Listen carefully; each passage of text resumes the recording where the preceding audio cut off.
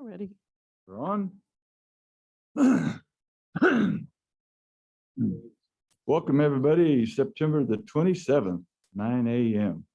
We're going to open this meeting up and call it to order. Is there any additions to the calendar? There are no additions. No additions? Okay. You read the items in closed session. Yes, Chair and members of the board, good morning. Thank you.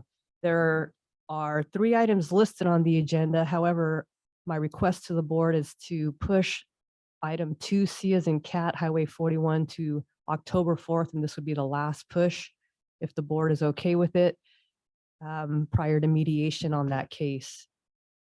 The 2 items otherwise for closed session are your conference with labor negotiators under Government Code 54957.6. Your agency designated representatives are Joel Bogay, Michelle May, and Susan Carter. The employee organization is all units. Unrepresented employees are all classifications, excluding elected officials. The other item is under Government Code Section 54956.9, anticipated litigation. There's one case. Of the prior agenda. I apologize for the pause there. It is significant exposure to litigation under 54956.9 subsection D2. Thank you. Okay, any public comment? None, let's go into closed session.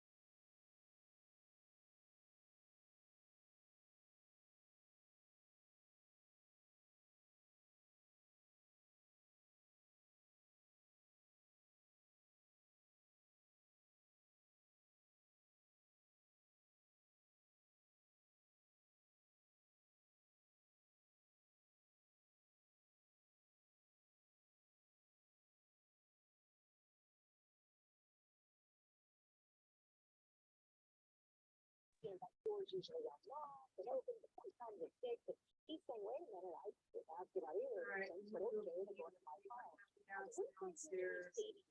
With an interview. Yay! Oh.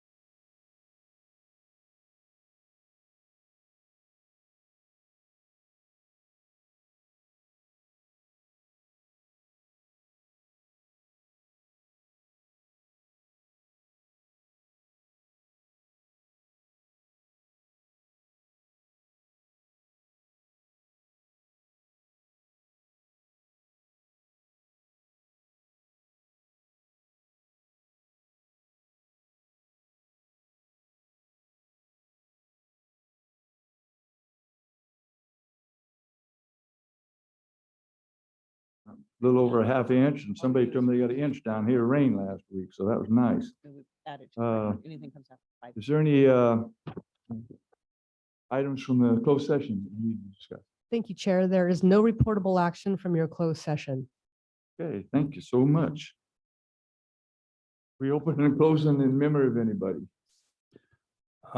Mr. Chairman, I'd like to open and close in memory of Gerald Wayne Cedarquist, who passed away last week unexpectedly. He was just here 2 weeks ago testifying at our last board meeting. Wayne was known as a very respectful, honest, just a great individual. He had the respect of everybody, and he worked very closely with our water department and Stephanie and the whole crew.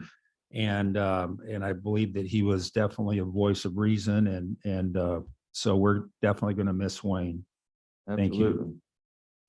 Any other ones? Got any? You haven't got any? Okay. Invocation will be by Dave Halls from the Well. And Janice Gomes, would you do the Pledge of Allegiance today? Put you on the spot. You'll do his first. We'll do the prayer first and then.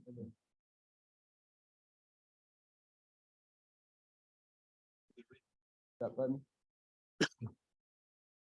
All right, now it's really good to be with you. Everybody ready? Let's pray. Father, we are so grateful that you are compassionate, you're gracious, you are slow to anger, you're abounding in love. And yet we also know you're just. And so we just admire the perfect balance of your character, of who you are. And so as we're in this room here today, I know a lot of important conversation, dialogue, decisions to be made. I just ask that this room, this place would be a place of justice and mercy, just as you are, and that our county would flourish because of that. So, Lord, we just cover this room, this place with that heart and that desire. We love you. Amen.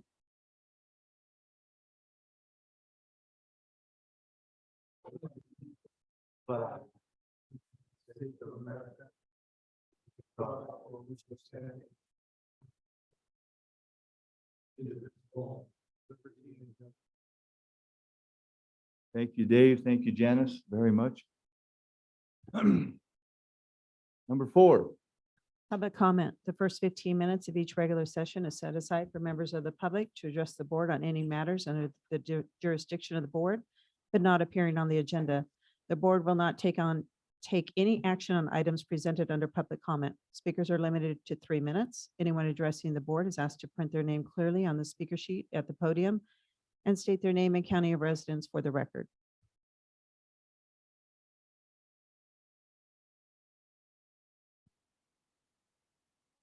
Morning. Good morning.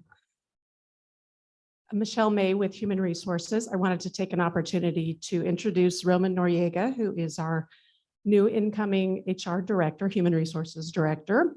And you had the opportunity to approve your resolution to appoint him a couple weeks ago. And so he's able to be here today. And so I wanted to introduce him and let him perhaps say a couple words about himself. Roman? Welcome.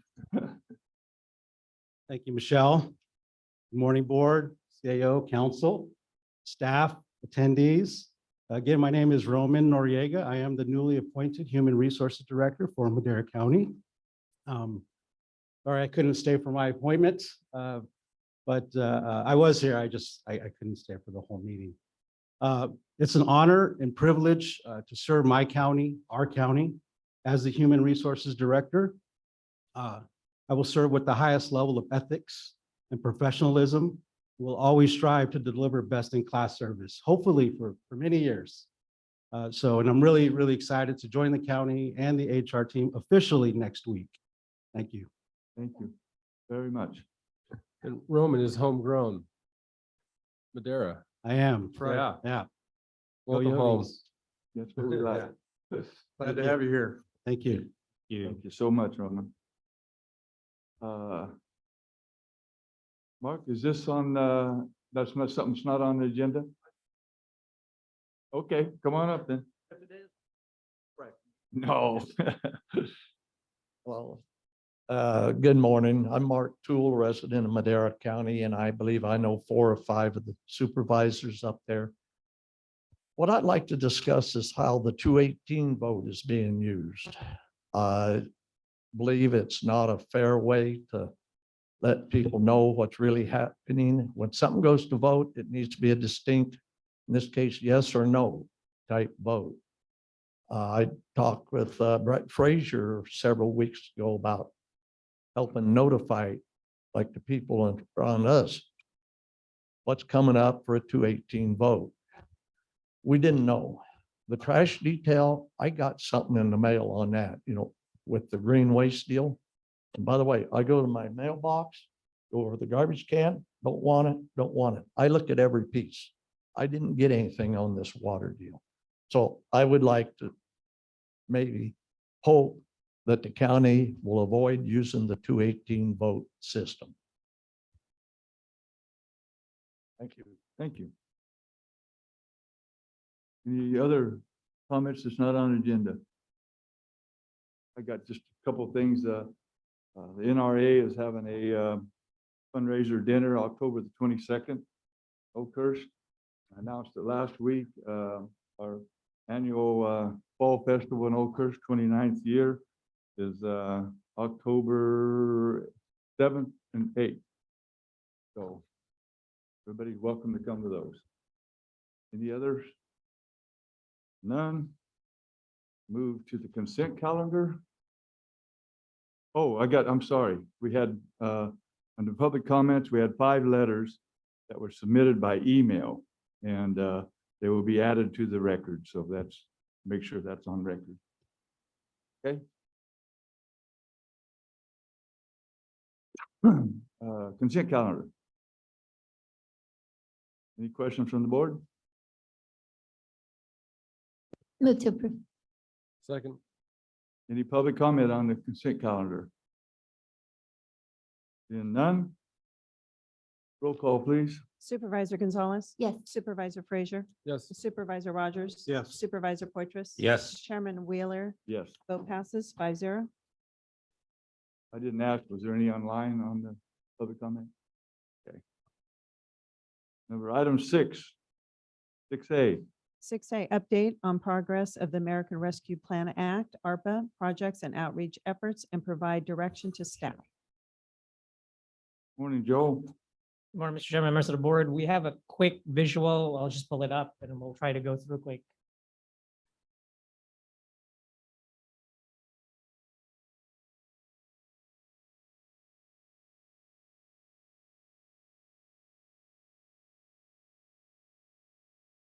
Morning, Mr. Chairman, members of the board, Joel Begay, County Administrative Office. On March 11, 2001, the American Rescue Plan Act was signed into law. Madera County received a direct federal allocation of just over $30 million. On January 25, 2022, your board directed staff to allocate $5 million out of this allocation of the county's ARPA allocation for projects in the most severely disadvantaged communities. These 5 communities were identified as Chuck Chance, Eastern Arcola, Fairmead, Lavina, and Ripperton.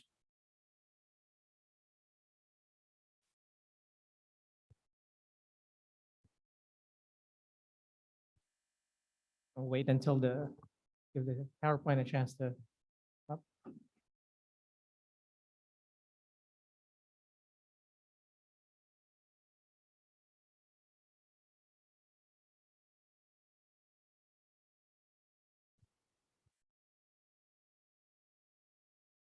Technology.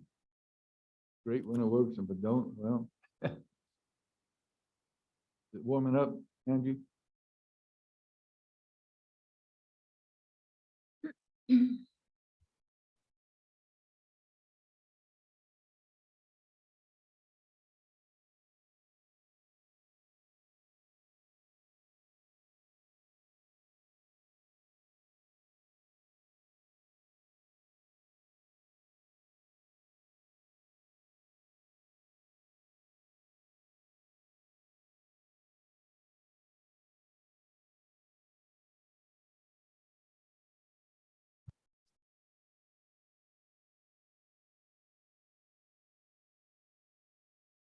Anybody got a joke they want to say? Sing a song? Dave, you want to sing a song? Really, I don't feel much like singing today. Oh, okay.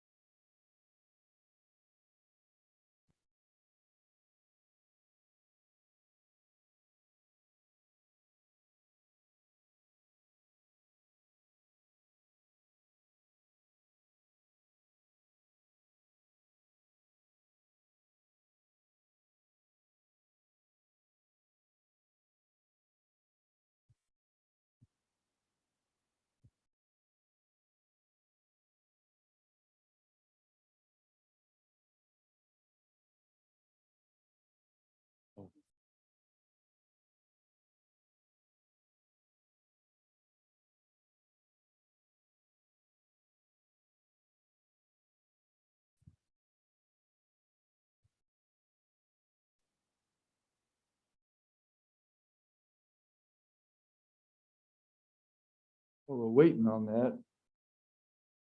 Now it's just Newsom vetoed a bill that was gonna add more people to the San Joaquin Valley Air Board.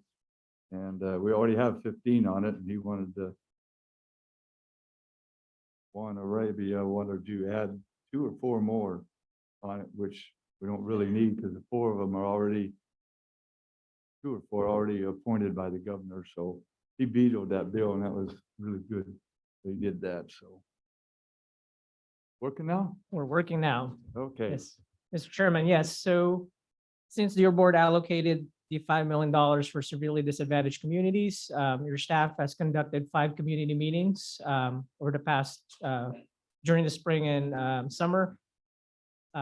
We did community meetings in Lavina, Chickchance, Fairmead, and did a combined community meeting for the communities of Eastern Arcola and Ripperton. With Lavina and Fairmead being fairly well attended, Chickchance, we did hold a street outreach. Admittedly, it was 106 degrees, but we did try to walk around and see if anybody's home, and we're able to talk to 7 households. Staff also sent out surveys to every resident of each of these 5 communities, and we received 33 survey results. Based on the community feedback we received from the community meetings and the surveys, the top 4 community priorities for this ARPA allocation are as follows: sewer and water infrastructure, street lighting upgrades, broadband access, parks and recreation improvements. Staff is seeking direction from your board to move ahead in identifying cost estimates and projects related to the 4 community priorities, and to return to your board with a projected timeline and projected costs for projects in these communities. Staff would also like to note that in the area of broadband, since there's a larger broadband effort, we have connected with cal.net through who was already working with communities up in District 5 to combine the efforts, and they have applied for state and federal funding on behalf of 10 communities, which includes these 5 communities, with a high cost estimate as of now to be upwards of $1.5 million. Staff from General Services is working with them, and we're hoping to pair ARPA funding plus state and federal broadband funding that's already available to minimize the cost of broadband access for ARPA, and hopefully get all 10 communities that were identified have broadband access through cal.net. And with that, staff is available for any questions. Any questions? I'm sorry, Letty. Yes.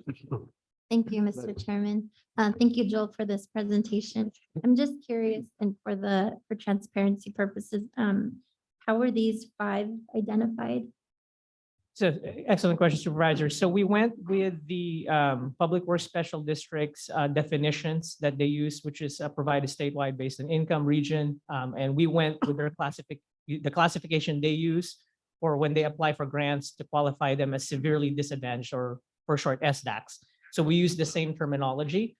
But Supervisor, to your point, as we identify these projects, we know that there are communities that don't have broadband access, and there are, while they may not be SDAC or DAC, we know there are low-income folks in those communities. So we are still looking at those. That's why we're even in the area of broadband. We are looking at 10 communities, Okay. not just the 5. And it does include the communities in Norfolk, Forest Gold, Oakhurst, and I'm drawing a blank on but we are keeping those attention. So we're trying to get anybody who don't have access to rural broadband, be able to, as part of the effort. Okay, thank you. That's good to know. And then I do have one ask, if we can look into it, depending on where the dollar amounts go, but Madera County Food Bank is undergoing a huge project. They're relocating. They service every disadvantaged community in the county of Madera.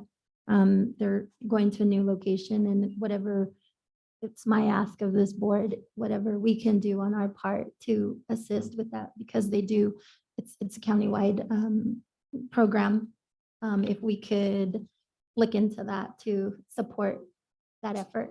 Certain supervisor, we can take a look into that. I will, infrastructure projects are tricky in ARPA. There is a way, but with your board's direction today, we could reach out and see if there is anything we can fit that project under ARPA, and if anything, and then we'll make sure to return to your board, to vet any kind of proposals related to that out. That's very important because that covers the whole county too.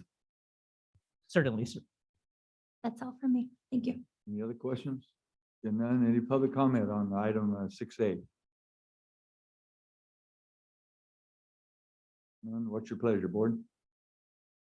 Well, it's just, oh yeah, provide direction. You want to Direction. make a motion putting that in there? What's the? Let me read the. So we'll adopt, or I move to move forward with the 5 communities and adding the Madera County Food Bank.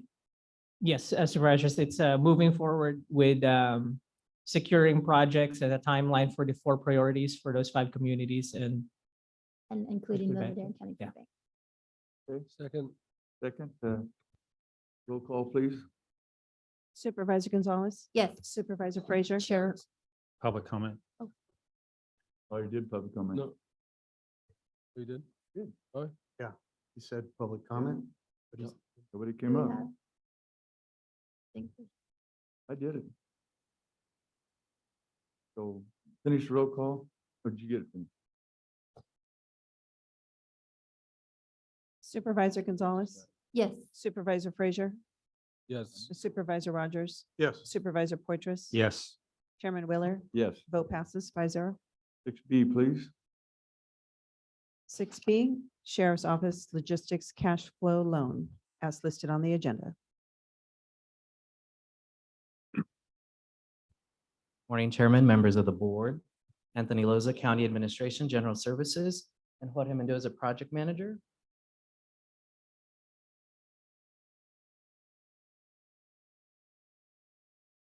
Alrighty, the item we have before your board this morning is a request for approval of budget adjustments 2214 and 2215, which are required to transfer funds in the amount of $450,000 from the Rural Sheriff's Fund to the project fund for the new Sheriff's Oakhurst Logistics Facility. In addition, we're requesting approval of RUR 22-18 in the amount of $1,415,000 or $1,415,850 for a cash flow loan amount to cover the capital project cash flow shortfall. The total estimated project is about $3.8 million. However, due to the timing of the proposed funding sources and construction schedule, the cash flow loan is necessary to ensure that our contractors are paid timely.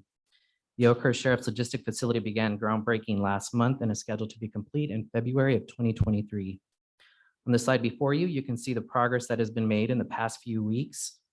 And in the table before you, you can see the funding plan and repayment schedule show that there will still be additional funds from the original funding plan back in December of 2021 that'll need to be transferred to pay back the cash flow loan. Under the current funding plan, an additional $414,392 will be transferred from the Rural Sheriff's Fund, an additional $822,180 from the Sheriff Patrol impact fees to pay back the cash flow loan. However, due to additional change orders and pending work orders, staff will need to return to your board at a later date with the revised funding plan and to complete the repayment of the cash flow loan. And with that being said, we'd be happy to answer any questions you may have. Any questions? Made it very clear. Thank you. And then this is up there right in front of the sheriff's office. We've had that property for quite a while. It was actually being saved for the Oakhurst Government Center, but we got lucky and be able to buy that medical center. We got our government center up there, so we got the perfect place for the sheriff to do their rest of their department up there. Move to approve? Second. Any public comment on this? Seeing none? Roll call, please. Supervisor Rogers, Yes. Supervisor Poythress, Yes. Supervisor Frazier, Yes. Supervisor Gonzalez. Yes. Chairman Wheeler, Yes. vote passes 5-0. Thank you. Thank you, guys. Item, yeah, is it 2 minutes early? Is that okay? Chair, there are no legal notices. However, I would recommend waiting two more minutes. Okay. Thank you. Yeah. Is that a bomb? How you doing, buddy? Okay.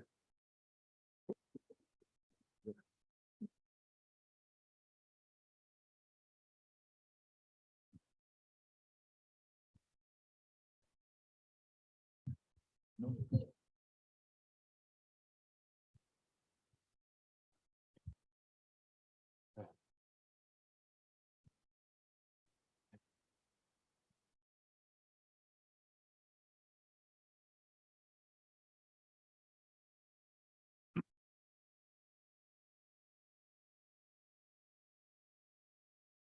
While we wait, could we do a sound check with Laura Ramos, who's on Zoom from the California Water Institute, please?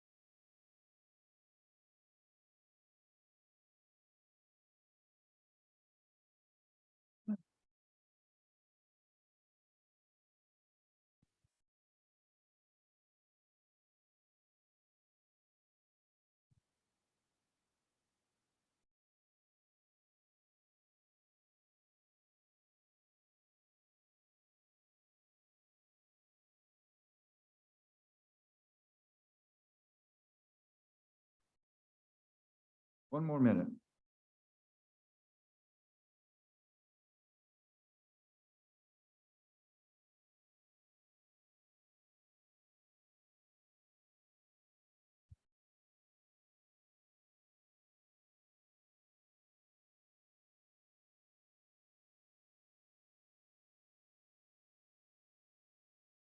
Is there any pending legislation? I'll move to number 8 while we're waiting. No, Chairman, you mentioned the one veto that we were going to bring up. You mentioned that one already. Okay. You guys want to do your supervisor report? Yeah, that's. Okay, Dave? And did a town hall last night on Measure T. Very important that Measure T gets passed. We currently have a half-cent sales tax on our currently have that half-cent sales tax, and it provides a lot of funding for roads that we wouldn't have otherwise, and it provides for access for considerable planning in advance. It provides us the opportunity to match funds and to get more grant opportunities from the state and the federal government. And there have been many projects completed with that Measure T over the last 30+ years that it's been on the rolls. I know in District 2 alone, we've had the FLAP project, which was 25 million, that we were able to provide our part of that with Measure T. And that was a huge project all the way out to Eastman Lake. I believe 13 miles or 14 miles, something like that. And then also yearly in MD 21, you have the 60 miles of roads that are in MD 21. We've been matching the small tax increment that they pay for their roads, and been able to accomplish the pavement of 33 miles of that 60 in the last 12 years. So that's quite an accomplishment. Without Measure T, that would have never happened. So Measure T is so important to this community. Every dollar of Measure T goes right here into Madera County. Might also mention that Measure T is paid by everyone who buys something in Madera County. That includes visitors. We have approximately, they said between 20 and 30% of Measure T comes from outside sources into Madera County. So the tourists and people that visit Madera County are also paying into Measure T when they buy things. It's very important that that passes. Thank you. I had a town hall over at North Fork on the 21st. We had all our staff there, CAL FIRE, everybody else, to help the citizens that lost their 20 homes there in North Fork at the Fork Fire a couple of weeks ago. So it was great turnout. I want to thank all of our staff for being there. And then that night we had a howl dinner for this lady who lost her husband. Second amount of most money we raised, $7,800. So that was pretty nice. And then I couldn't go to the Clay Dalton Farmer of the Year award dinner, but my chief of staff, Bobby McCauley, went and presented a plaque from the board to Clay, who was well deserved with that. And for that item. And then last night or yesterday, we had our RWMG meeting. And it was kind of neat. We had 25 people there on Zoom. And Ted Don from DWR was thanking our staff and Madera County for being one of the first ones to have their plan in and complete plan. So that was kind of neat to hear that from Sacramento. And tonight, Assemblyman Jim Patterson, not Tom Patterson, but Jim Patterson and I are having a town hall at the Oker Community Center from 6 to 7:30. It's going to be mainly on fire and fire projects. So, Letty. Nothing to report. Thank you. Mr. Rob. Thank you, Mr. Chairman. Yeah, I'd like to report out that last week I joined a delegation of 8 county electeds and transportation directors that range from Kern County up north through San Joaquin County on a lobbying trip to Washington, D.C. We represent we have very common goals and interests in our rural areas. Madera County by ourselves, if we were to travel there, we represent 160,000. But when we have a 4-county or an 8-county coalition, there's about 4.5 to 5 million people we represent. So we have a lot more clout. We met with the various legislators to talk about various projects that they have put forward. And we're waiting over the next month or two to see if those projects get funded. We met with the Department of Interior. We met with the Department of Transportation. And transportation these days is just not meeting with the Department of Transportation. There's all these other things that enter into it, EPA, et cetera, et cetera. It was really interesting. It tells you a little bit about the state of California. When we met with the Department of Interior, we were talking about water storage and some of the projects here. And they said, well, why don't you talk to our district office in California? And we're like, well, you know, aren't you guys their bosses? But these guys really had no clue and really showed very little interest as far as what's going on in California. So they kicked that can down the road. And it was something somewhat similar to Department of Transportation. They had these transportation dollars that they give to the state. And of course, then the state allocates these dollars through their lens, which is not the same lens that we look through here in the San Joaquin Valley. I'll just leave it at that. So it was a good trip. And one thing that's good news, I know that there's varying opinions in terms of the bipartisan Infrastructure Act, as well as the, what was it called? The Inflation Reduction Act. Yeah. But Yeah, I'm not quite sure about that, but it passed and there is money out there. So we were informed many, many times to work to, latch on to some of these sources of money. So we'll be working with staff in order to do that. So, thank you. Yes. Yeah, I want to get seconds here on this. I failed to mention that the PBS broadcast of Tapped Out came on again. And I've been on that. I'm on at least 3 of the sessions on that. So I got an email from a friend of mine. She posted on Facebook a picture of the TV set with my picture on there while I was doing that. But if you haven't had a chance to watch Tapped Out, be sure and watch that. It really describes the problem and the potential solutions very well. So it has a bunch of different water experts on it. And the research on it was very, very good. And it's done by a local Madera County guy and his wife who were involved in our region up there and lived up there in North Fork, or Oakhurst. Yeah. And so they do an excellent job. Really appreciate the broadcast. They did a really good job. On that Measure T, that is so important to be a self-help county. There's only 25 or 28 of us in the state. And we are lucky enough to be able to be in a self-help county with that that Measure T tax that we've had since 1990. And that we've been able to do projects where a lot of counties don't get to do that. And a couple of years ago, they tried to pass a bill that eliminated the self-help counties. A lot of the counties can't get this passed. And so we get projects that some of the bigger counties can't. That is kind of a safeguard for us smaller counties to be able to get those extra funds to do these extra jobs. Right. They can't tell us what to do with those funds. That's the Right. key, isn't it? That's the key to it. So it's very, very important that everybody votes for Measure T. If we want to keep our roads up. So thank you. And now it's way past now 10:30. By law, we can't start a public hearing that's advertised for a time like at 10:30.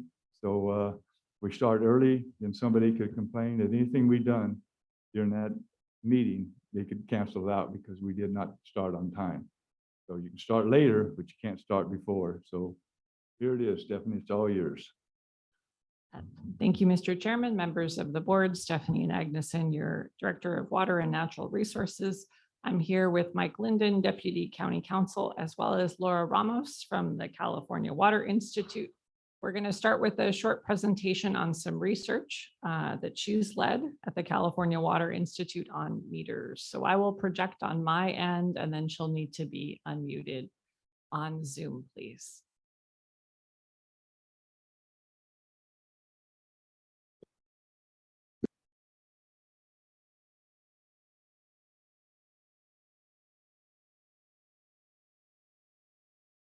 Good morning, Stephanie. Thank you for inviting me today. Let's see, I can't see the presentation, so let me pull up mine so that I can see it at the same time. So as Stephanie said, I'm going to present on a research that we did, that Fresno State did recently, and it was to test the meter and projecting and data storing of these meters. So it wasn't just the physical meters, but it was also the software that is used to put it in a cloud, and then the information that is used on the cloud. Stephanie, can you tell me what slide you're on? Is it the first one? Were we able to unmute Ramos? Laura, can you hear us? I can. Can you hear me?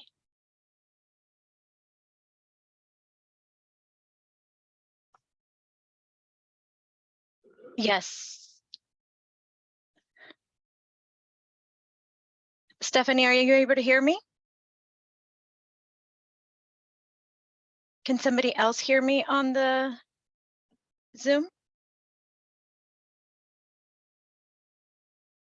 So Jack can hear me. So I think the people on Zoom can hear me, but it doesn't seem like it's projecting on the system there.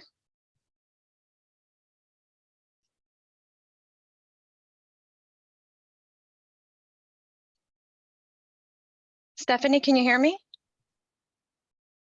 7A, penalties of the 2023 for exceeding water allocations. Discussion and consideration to adopt a resolution establishing the authority for the imposition of penalties for those who extract groundwater in excess of allocations for the Chowchilla Subbasin, for the Mendota Subbasin, and for the Madera Subbasin.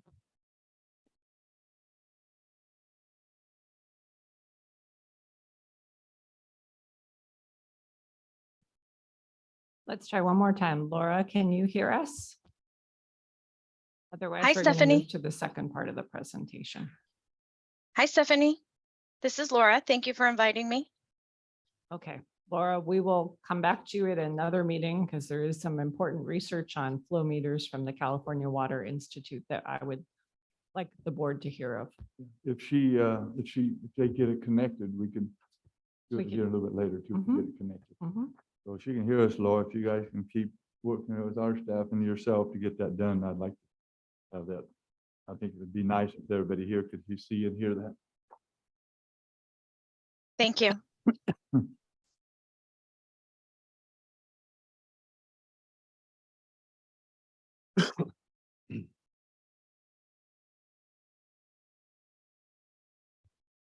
Okay.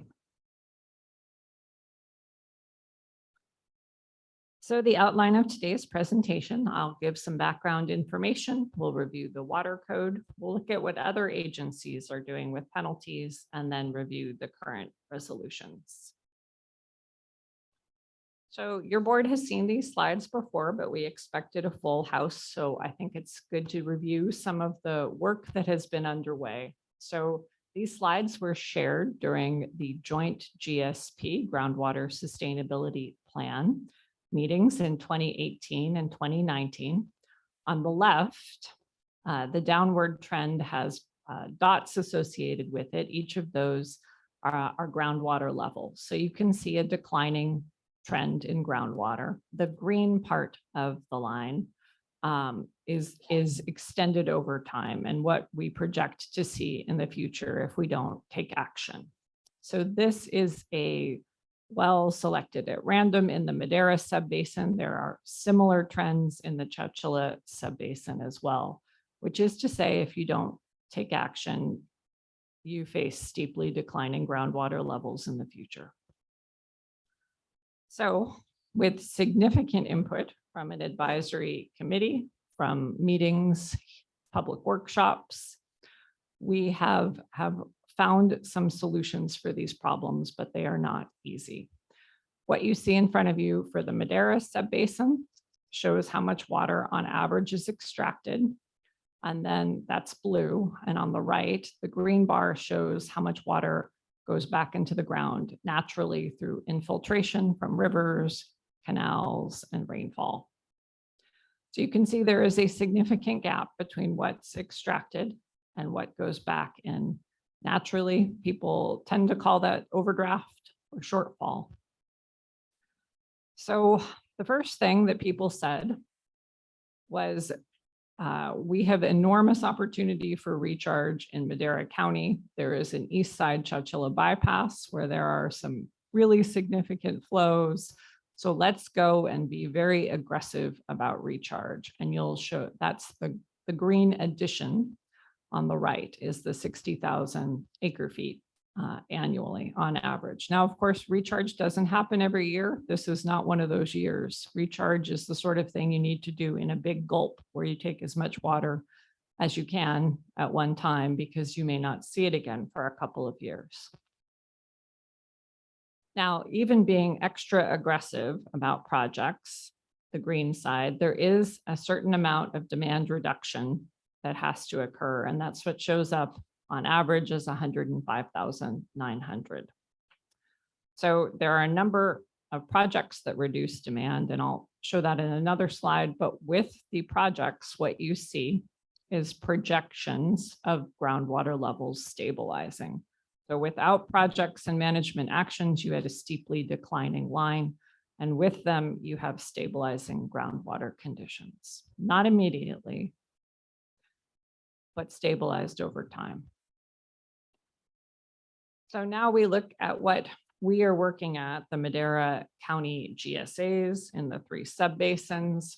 We have been extra aggressive, as I said, about recharge, both in terms of floodmar or flooding fields, as well as creation of basins when necessary. The most cost-effective way to create a basin by far is for farmers to do it on their own land. We've also looked into other supplies. One of those is Sites Reservoir, but there's the potential for other long-term water transfers as well.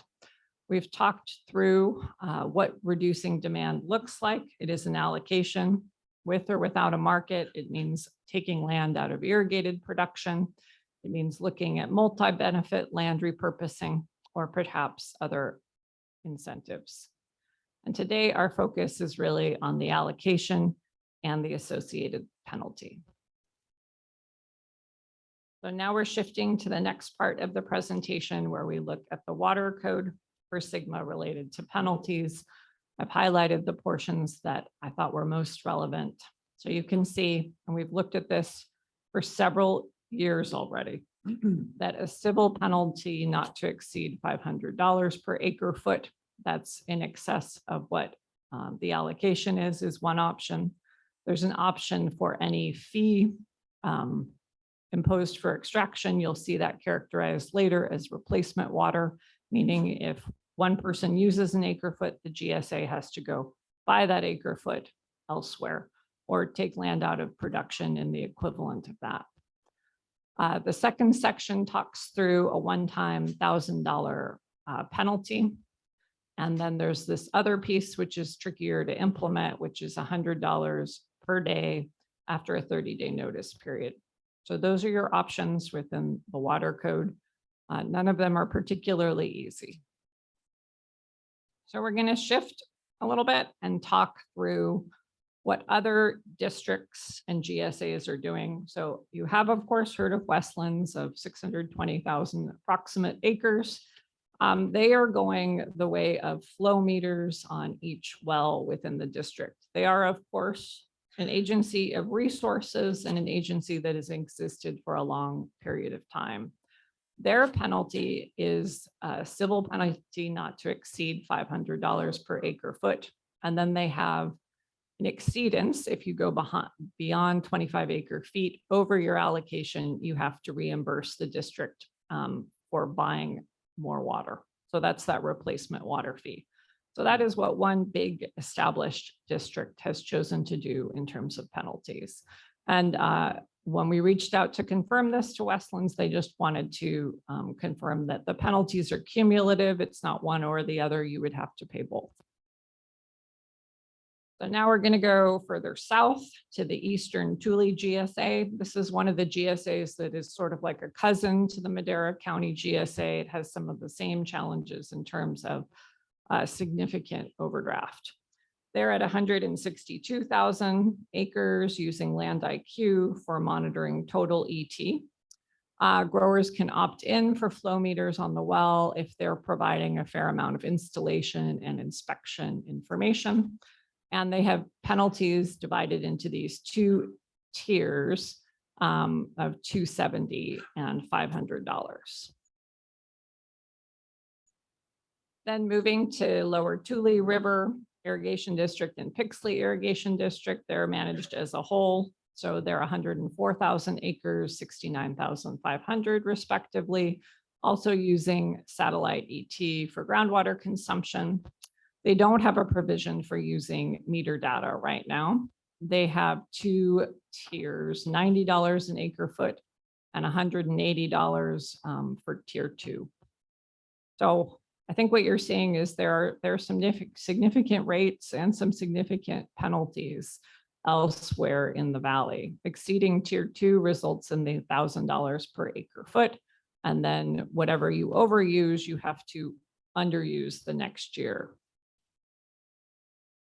Looking at Mid-Kauai, I have a couple slides on them. They are slightly more complicated. They're 104,000 acres, also using ET measured by satellite. You can use meter data in an appeals process.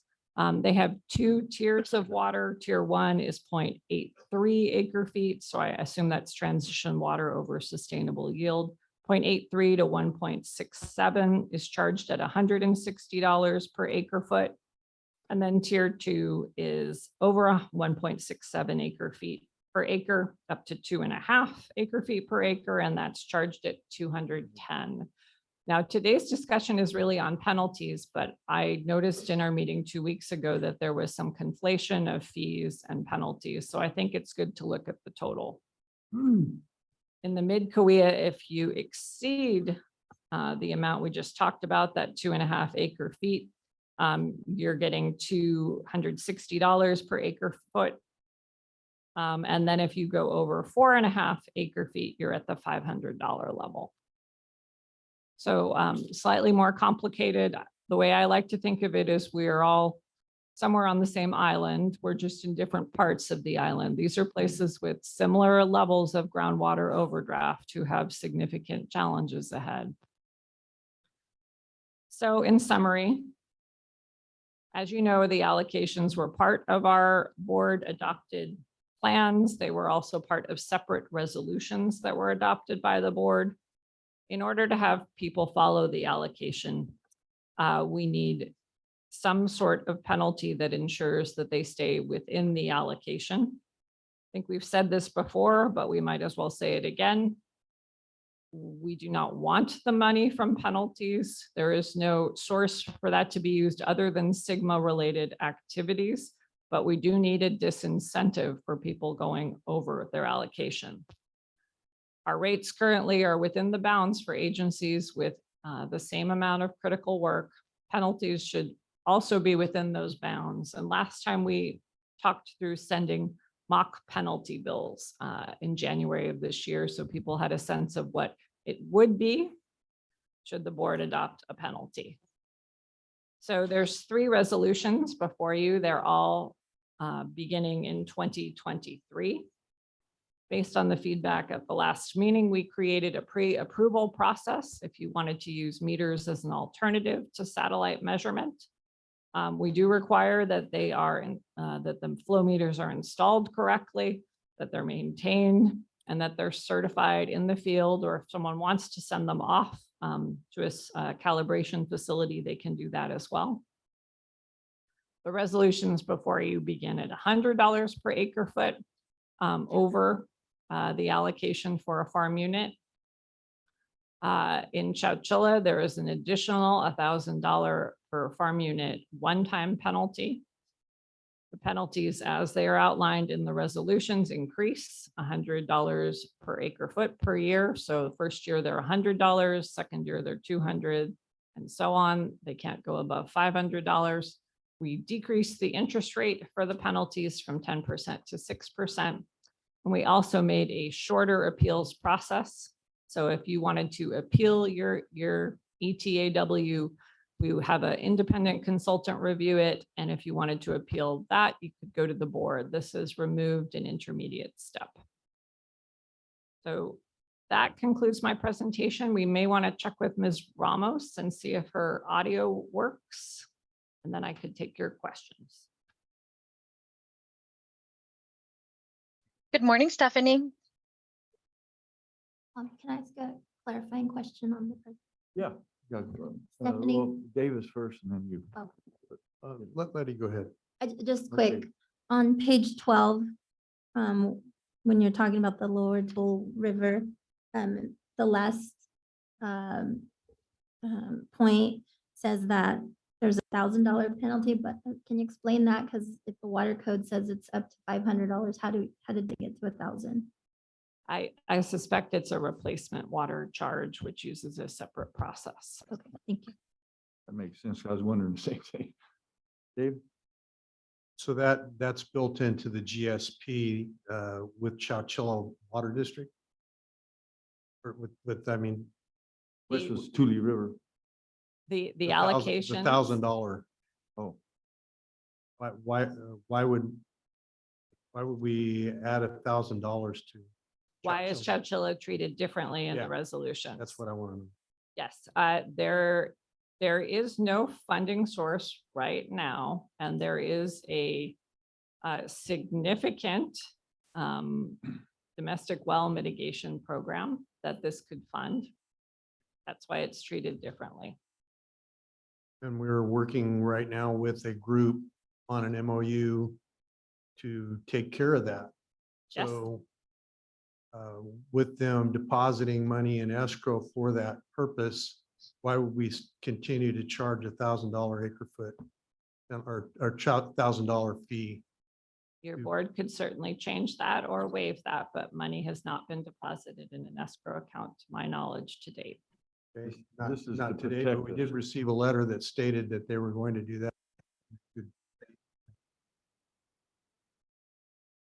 While the money is in the account, I think you may want to consider a stronger in Churchill. Well, if the board went that direction, then I would suggest that once the MOU is finalized and the funds are deposited, that goes away. Certainly language to that effect could be added. How are we coming with Ms. Ramos? Good morning, Stephanie.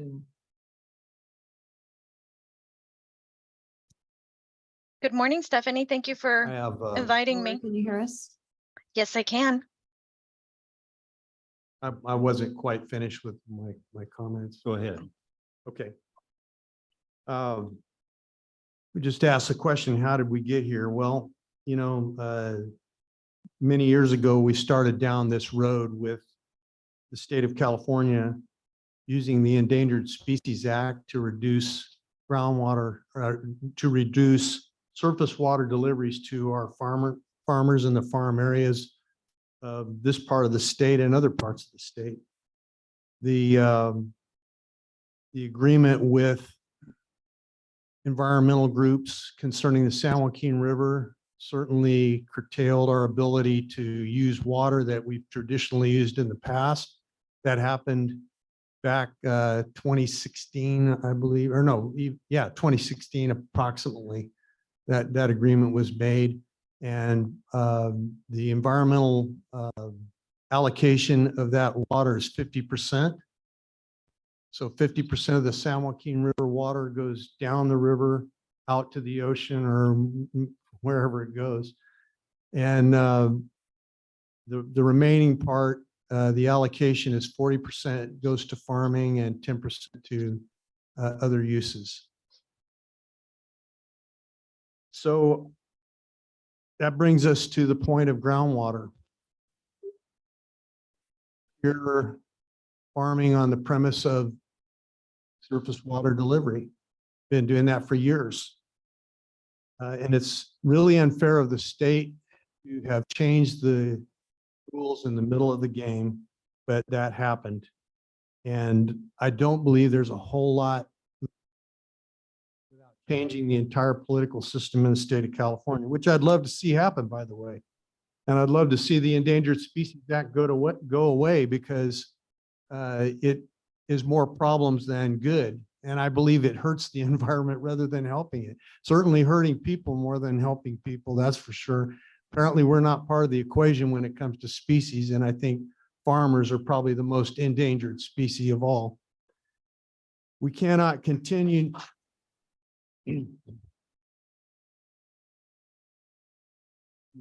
Please hold your clap until it's done, okay? With that, you know, we've also had 40,000 acres of rangeland that was converted to permanent crops in the last 10 years or less. And with all that being said, we cannot continue to pump without constraint. We can't continue to operate on the premise that an entity can pump whatever they want and however much they want without limit, and that's just not acceptable. We all have to live within a limit. And because there are so many straws in the ground and each straw is taking out a portion, and it's fair to allocate that portion until we can change the situation in Sacramento. I hope that can happen. We've got to survive until then. In my own personal situation, I know that our wells, we have 2 wells on our properties. And in the last 10 years, 1 well, I had to replace it because the groundwater levels were dropping rapidly. And I think we lost 50 some feet in the last 10 years. And significant cost to those replacements, $70,000 for the 1 well. And that's a lot of money for a domestic well. That's a lot of money. And anybody would say that's a lot of money. That all being said, we know that we have to limit ourselves. We're going to have to work together to make this work, or none of us are going to survive at that rate. To move with haste will lay this land waste. I'm not Jesse Jackson, but that just popped into my head. To move with haste will lay this land waste. And we're going to lose 30% of 80% of our economy. 80% of our economy is agriculture. We'll lose 30% of that. Along with that, 1/3 of the jobs.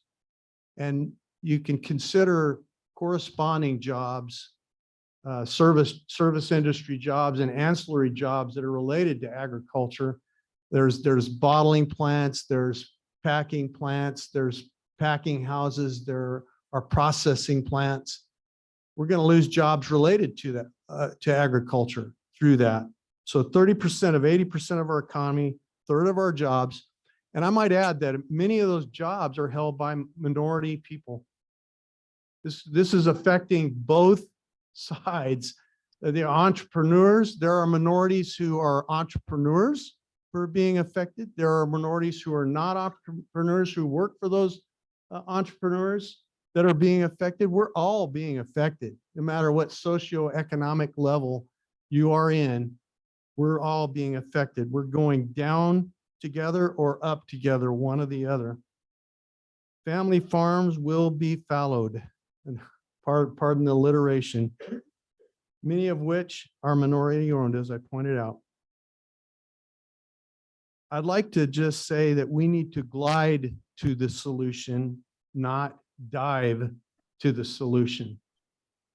And that was the whole idea, moving to 2040 is to glide a glide path downward so that we're not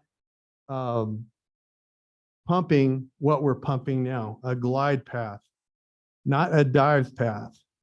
And I realize that we're a little bit behind schedule, but if we dive, there's an abrupt stop at the end of that dive, and we're not going to like the stop, because the abrupt stop means we arrive sooner to a problem than we wanted to, and that's an economic problem. An economic dive is unacceptable in the glide path. Got to have a balance to both. And I'm wrapping up here, but 2040 is supposed to be the date to arrive. I will not be the guy who votes to put people out of business. I represent businesses and people and friends out here.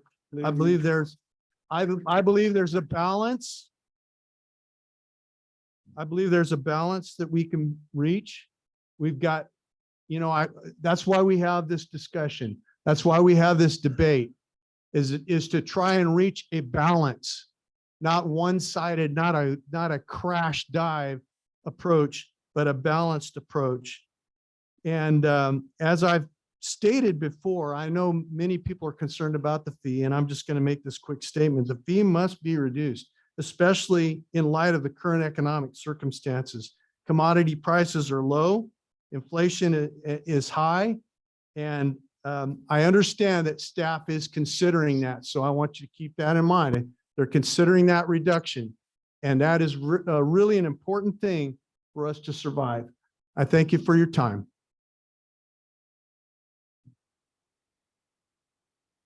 Thank you, Mr. Chairman. Yeah, I'd just like to, before we open up for public comment and testimony, I just kind of like to bring again some perspective to this item, and some of that was already discussed. Back in 2014, we know the State Groundwater Management Act was passed by the governor and the legislature. And what it was all about, it was, we're in the middle of a drought, and we're looking at all over the state of California, there were groundwater basins that were severely impacted.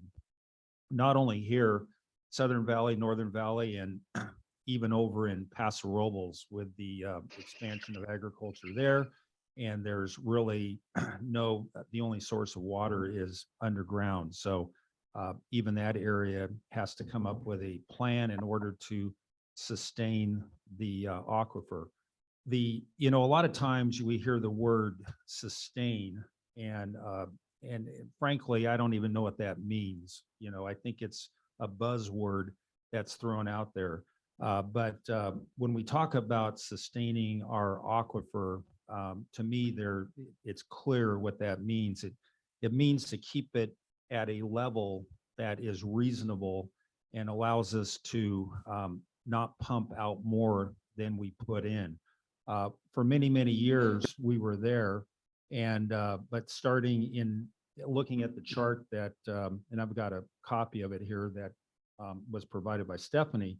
It looks like in the year 2000, we saw a abrupt drop. So we've had a drop in our water table on this sample well of about 200 feet in the last 20 years.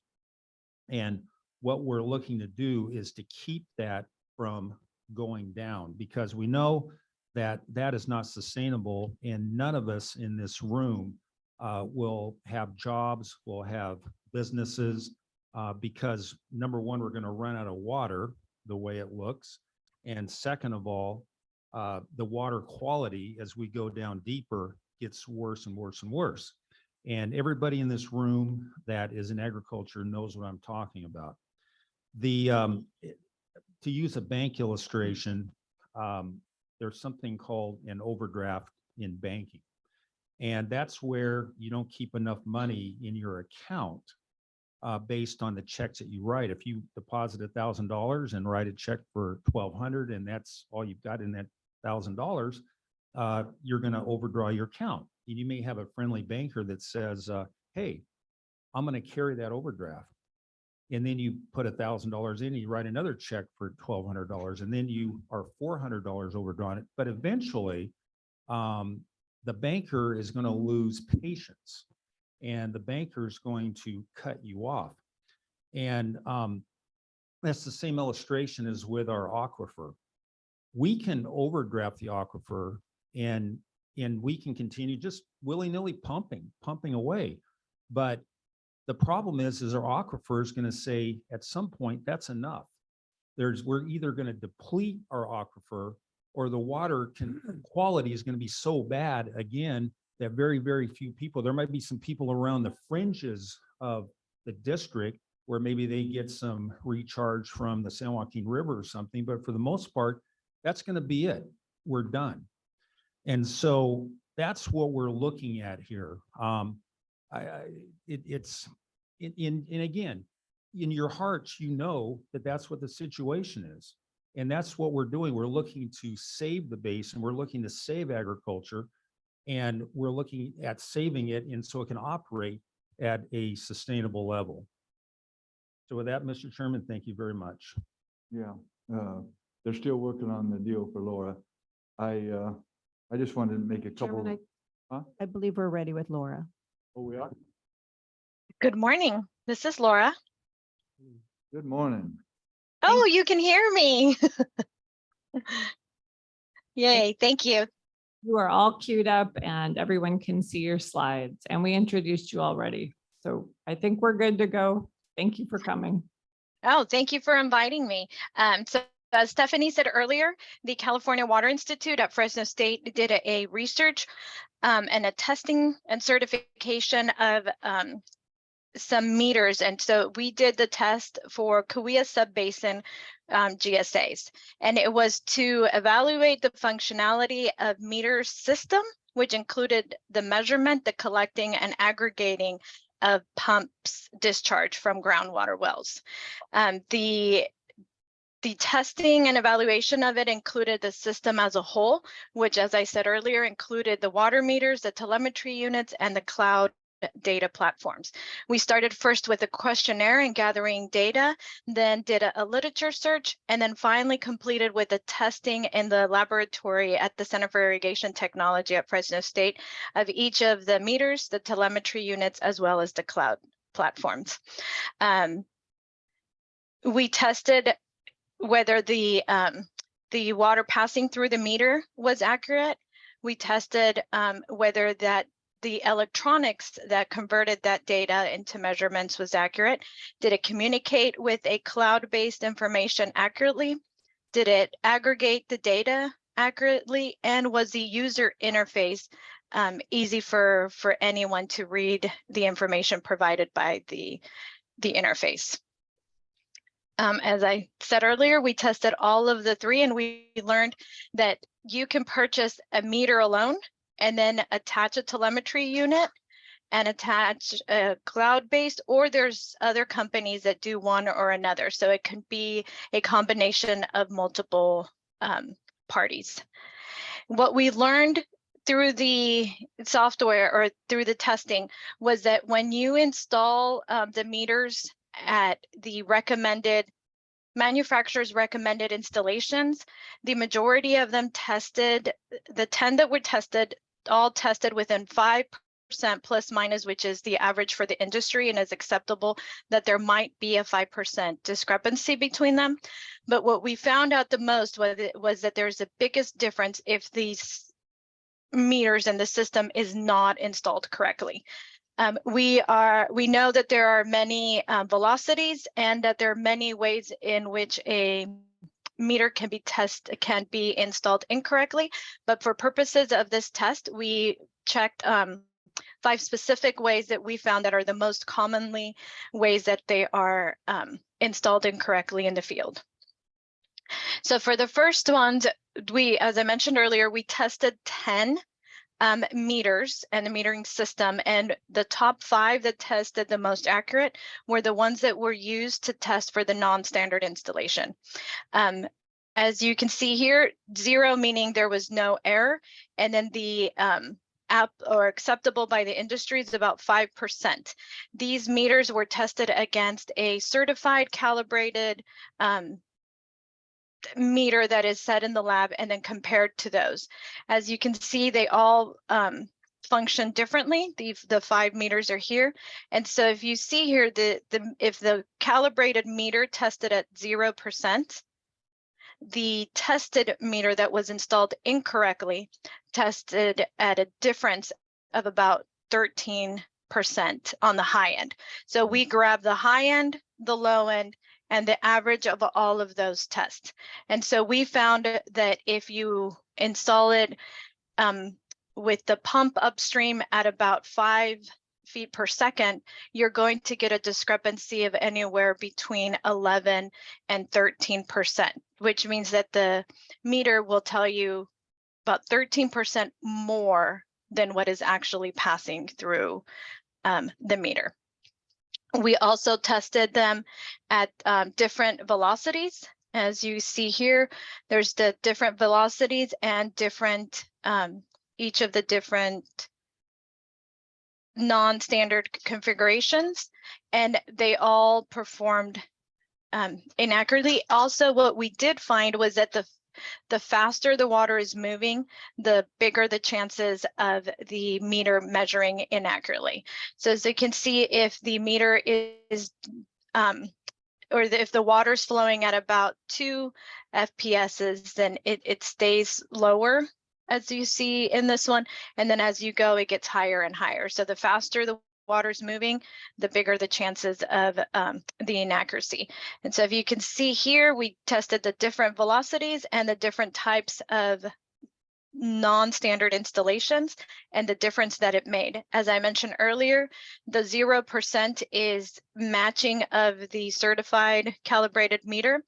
If it is under, is because it measured lower, but as you see in the majority of them is measuring higher. So you're measuring that more water is moving when it is not installed correctly. We also tested them at 8 FPS, and this was just giving you a summary. The other one we did by this one. This graph is more by each of the items. This one is specifically giving us the high, the low, and the average. But as you can see, the majority had a big variance in between them when the water moved at different speeds, and were constantly giving a different reading. So the conclusion of the test and the recommendations are that the majority of the meters measure within the 5% acceptable if they're installed correctly. Once they're not installed correctly, then the chances for the errors of them dramatically increases, as well as there's just different platforms, different telemetry units, and different meters, and you can purchase a meter on its own, or you can attach a telemetry unit, or you can have a different cloud-based. So as I mentioned earlier, we tested the entire system. And so here I presented some specific information on the physical meters. Thank you. And I'm glad you were able to hear me. Any questions? Thank you, Laura. Yeah, I have a question. Yeah. Did you find any circumstances in which the meters measured inaccurately less water than what was actually being pumped through? Yes, let me share my screen again. There was not an overall, but in if you see this one, I'm not sure if it's big enough, but the bottom left one, if the check valve is downstream, there were times that a few of them, so the 0 meaning it measured the same as the calibrated certified meter, and if it's lower, it means it measured lower than what was measured. But as you can see from all of the other graphs, most of the time it is at more than. And when it did measure less than, it was when the water was going very slow at 2 FPSs, and then as it went faster, then it was higher. So the majority did have a slightly measuring under if in the 2, but then the majority happened in the faster. So yes, they did. And this graph shows, but in average, if you average out all of the tests, the ones that created negative and positive, the majority still averaged out to a higher number. So in your opinion, incorrectly installed meters would only work in our favor as far as a loss of water? That I think that they tested some very specific meters, and there's other circumstances where meters slow over time, especially those with moving parts. Okay, so it'd be interesting to see the data on that, on how many other meters and you know, how many are there? Do we know? I do not know how many meters exist, but what we'd like the takeaway to be is that meters are an acceptable pathway forward with correct installation. And if they're not installed correctly, you're not going to get a correct reading. It could be high or it could be low. Either way, it's still not correct. So the installation is critical for accuracy. Okay, good. Yeah, that makes my point too on the satellite data. I mean, if we're going to say that they're not correctly installed so that the data isn't correct, so we can't move forward with that, we cannot move forward with incorrect data from a satellite either. So that's a valid point. And the resolutions in front of you today for Right. your consideration have 2 pathways, including a meter pathway. Right. And I like to say that I appreciate your work on that. because it's changed considerably from what it was. Thank you. Poythress. Yes, thank you, Mr. Chairman. Something I also wanted to mention was many of you here today know that we received a letter last week from the state of California regarding our GSP. And they found that there were some issues with the GSP and they did not approve it. They've given us 180 days for the basin to correct some of these things. Now, these are in common with 6 other GSAs. We've got City of Madera, we've got the Madera Water District, we have Newstone, we have Gravelly Ford, we have MID and Root Creek, including ourselves. And so this is in regards to the entire basin.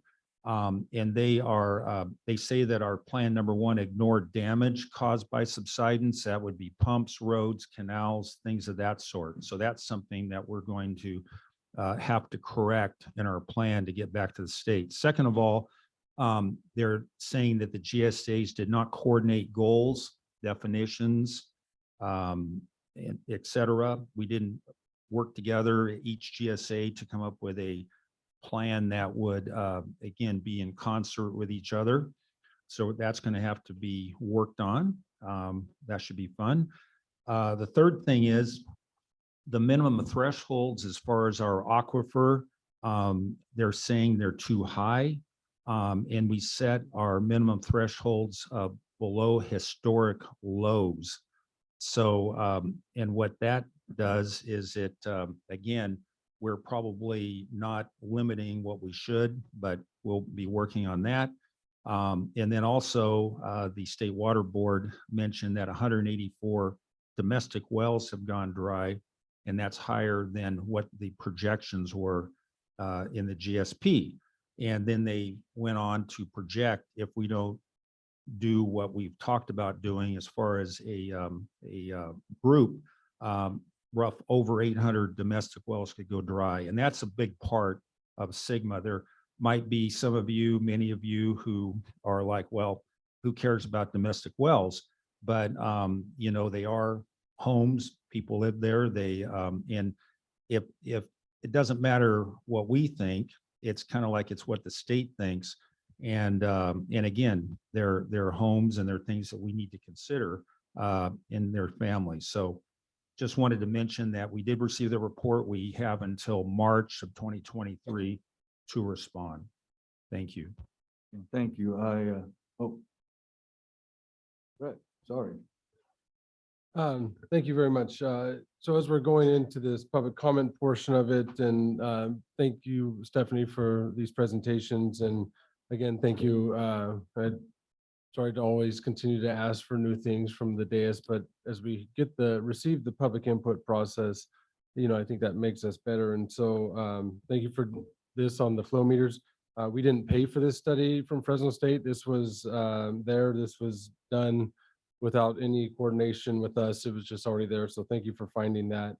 You know, when the state passed Sigma and put it into law, and you know, they can hide in Sacramento in the ivory tower and not have to see what the impacts are on the ground. And we do, right? They passed it to us for this impossible task of implementing and managing this basin. While they hide from the public, you know, we're here where the rubber meets the road, and I don't see that as a negative. I see that as a positive, right? Is hearing from you and knowing no one knows the ground and water better than farmers and ag workers and those of you that are in the ag economy. You know, I've lost more sleep over this than anything else I've ever done up here. Every time I make a vote, I think of what it would do to my brother who farms 80 acres up in Stanislaus, what it would do to my grandma who farmed 120 acres up in Manteca. And I think of them. Those are the people that I think of when I think of what is this going to do to people. But like I said, I think it's our strength that we're here. We're not able to hide from any of you when we're making these decisions. These are the and I can tell you from not just my standpoint, but everyone that's been on this board with me, that everything that we've done looking at this has been, how do we protect ag with this? How do we ensure that there is an adequate water supply so that the next generation can take over the farms? That has never escaped a single person on this board. I know it has not me, but I've seen it on the faces of my fellow board members of how important and how serious they take it, and we take it as well as staff. These are our solutions and what we've come up with little to no guidance from the state.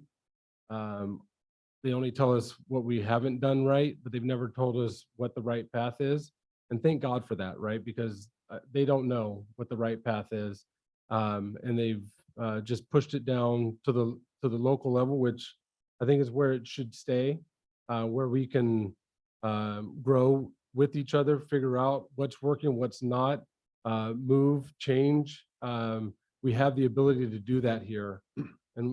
And I think you've seen it, as we're moving right now, we're just kind of at the start of it, but there is motion. There are moving pieces that we can look to in how to bring down the fee, how to manage it, how to, if sites isn't viable, we can shift from that. We can be nimble at the local level, much more so than the state. And so as you're preparing your comments and public comments, I would welcome and appreciate any solutions that you have. We know the problems and what this is doing. And like I said, I lose sleep over it. And I'd like to hear what do you think we can do better? What are the things that we can do better? And it can't just be do nothing, start over again and Right. throw it all out, baby with the bathwater. So again, and I will still sit up here and take any negative comment because that's the position that we're in. But I would appreciate solutions or things that we can do and how we can get better. So thank you very much for your time and thank you for being here, engaged in this. We are fully in it with you, trying to get to the best outcome, which is a healthy, vibrant ag economy in Madera County. Thank you, Brett. My turn. I've been on here since 2007, and back then the Coastal Resource Conservation District, which I happen to be the chairman of it at the time, we wrote up a grant to test wells in the foothills. They had a water committee, which I was also on, appointed by the Board of Supervisors down here, and they done a grant to test wells down here. So anyway, the county came to us, the Coastal Resource Conservation District, asked us to join up on that 2 grants, and we did. And that's when I got educated, I'm going to say, because that after that study was done, I think they did over 500 wells, most of them down here, and we studied it for 2 years. That 90 to 95% of all the water, this is all just for groundwater, nothing top water or nothing, dams or anything else, just groundwater pumping. That 90 to 95% of all the water being pumped out was by farms, and that time is just when they first started. I'm not going to say farmers. I'm going to say people started buying our rangeland, our rangeland and drainage that they did a lot on Highway 41 around the ranchos. I was a kid, we're going to City College when we drive down here in the morning early. Be really thousands of geese out there eating the grain that after they had picked it and everything. And then they started, big corporations started buying that kind of ground. And then when drip irrigation started, and they, like Dave said, the last count we got, I haven't been able to get a good count in the last few years, was over 40,000 acres of rangeland converted over to pistachios and almonds. And that's when the subsidence, wells dropping, this graph here with the well that Stephanie had, where it shows what has dropped And that was just about the time that Max Rodriguez, who Letty replaced, and we had a couple of public hearings, what we should do about that kind of pumping. And so I know everybody hates the word moratorium, but even myself, because I got a moratorium stopped in Oakhurst that they had in there 4 or 5 years, so they couldn't do no building there. And but what the moratorium was is to stop any new farm wells on grazing land that was converted over to almonds and pistachios. And yesterday at our RWMG meeting, like I said, it was 25 people, and I've got all the water companies, the list and everything else right here that was there. You guys want to see it. And one of the reports we had was from the Chowchilla. They got a grant to test domestic wells there. And they've been testing them for mainly nitrates. They've been, most of them are really high in nitrates, but the thing that they're finding now, not only nitrates, they're finding lead in it. Reason they're finding lead now is because the water table has dropped so far now that they're getting into old water that has the lead and other stuff in it, nitrates and not nitrates so much, but uranium and stuff. But they were shocked when they were finding out all this lead in there. So what Rob was saying about how we got to keep sustaining this, and what Brett said, it's not only the farmers, we're talking about all you other people here that are service people that works on these farms, or in a store, or in a feed store, a pump store, or whatever. They got to have a place to live. There's no water for them, no worse than there's no water for the farmer. We run out of water, all your expensive, nice properties worth nothing. No water, just dry desert. So if we don't control this some way, and I think that's the reason the state took this big step to do the Sigma and all this. But if we don't do this, like Brett said, we're all going to suffer. We've got to have a place to live. We've got to have a place to grow food for us to eat. But we got to stop the overdraft the water. No, not even no question about it. And I know you guys, I've seen a sign out here saying we're parasites in the position of power. You guys really think that? So if any of you were up here, would you not have to make that decision? It's a tough decision. Brett says, the first thing he told me when I seen him this morning, he said that, I haven't been able to sleep at all this last couple of weeks because of this decisions we've got to make here. Tough decisions, but if we don't do it, just remember who will come in and do it for you. State will. We'll be a little more compassionate compared to what the state will do.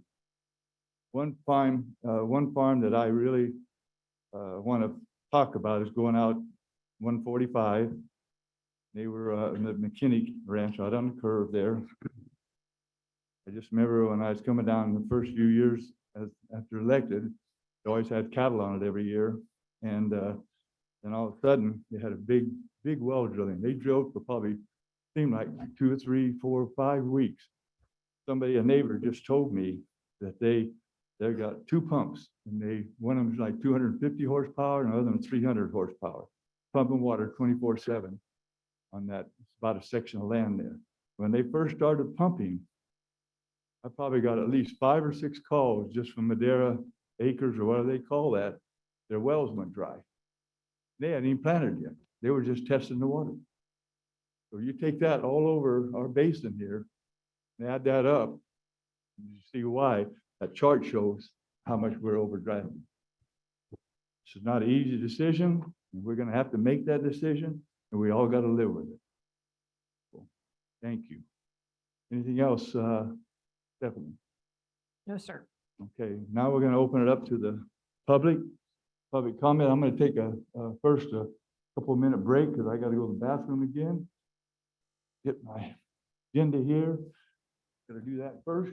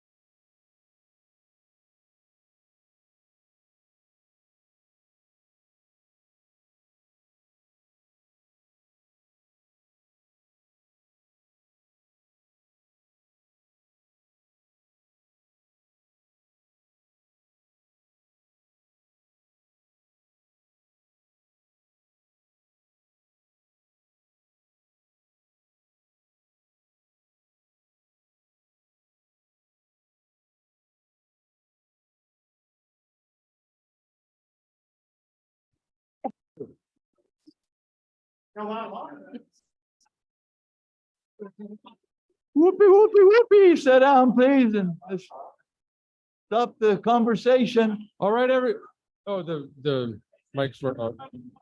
Everybody, let's take a seat. Come on. The mics weren't on. It is? It wasn't. Oh. In the first. Oh, okay, now it's shut. Yeah. Okay, we're gonna start this. I want everybody to be respectful, please. You know, we can still hold the applause to afterwards. Also, we're gonna break at 12:30 for lunch. And please turn your cell phones off. Last time, I think I asked 5 times and 5 times the phones rang out there. So we keep this going smoothly, and then we will finish at 1:30. We'll break at 12:30, and then we'll start again at 1:30. Can I say it in Spanish, Tom? Huh? Can I say this in Spanish for you? You want to? Sí, Oh, sí, yeah, por please. favor, pueden silenciar sus teléfonos celulares y a las 12:30 vamos a tomar un momento para comer. So, a las 12:30. Pero si pueden silenciar sus teléfonos, por favor. Turn phones. Yeah. Oh, thank you. Letty's great. That's all I'm gonna say. Okay, you're first. County Council, Jay Varney, and the Honorable Board of Supervisors. My name is Mark Reed, candidate for Madera County Supervisor, 5th District. My family are farmers and cattle ranchers going back to Virginia, Kentucky, and throughout California. I was born free, so I'm homegrown American and raised conservative. I am here to request that a no vote be cast against the proposed fees and fines by the GSAs and Sigma.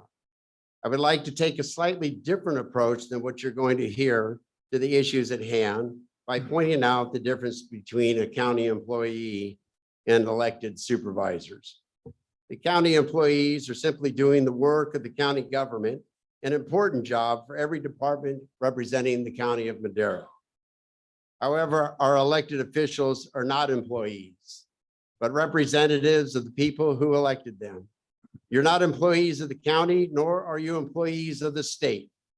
You have an obligation to represent the interests of the very individuals who elected you. If you vote yes to these fees and fines, you're allowing a theft to take place. If you vote yes, you are caving into the state mandates that are perpetrating this theft of property rights.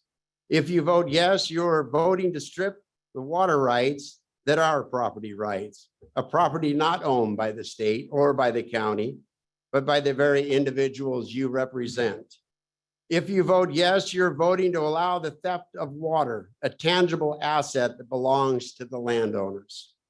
You're allowing the theft of their very livelihoods from past generations to future generations.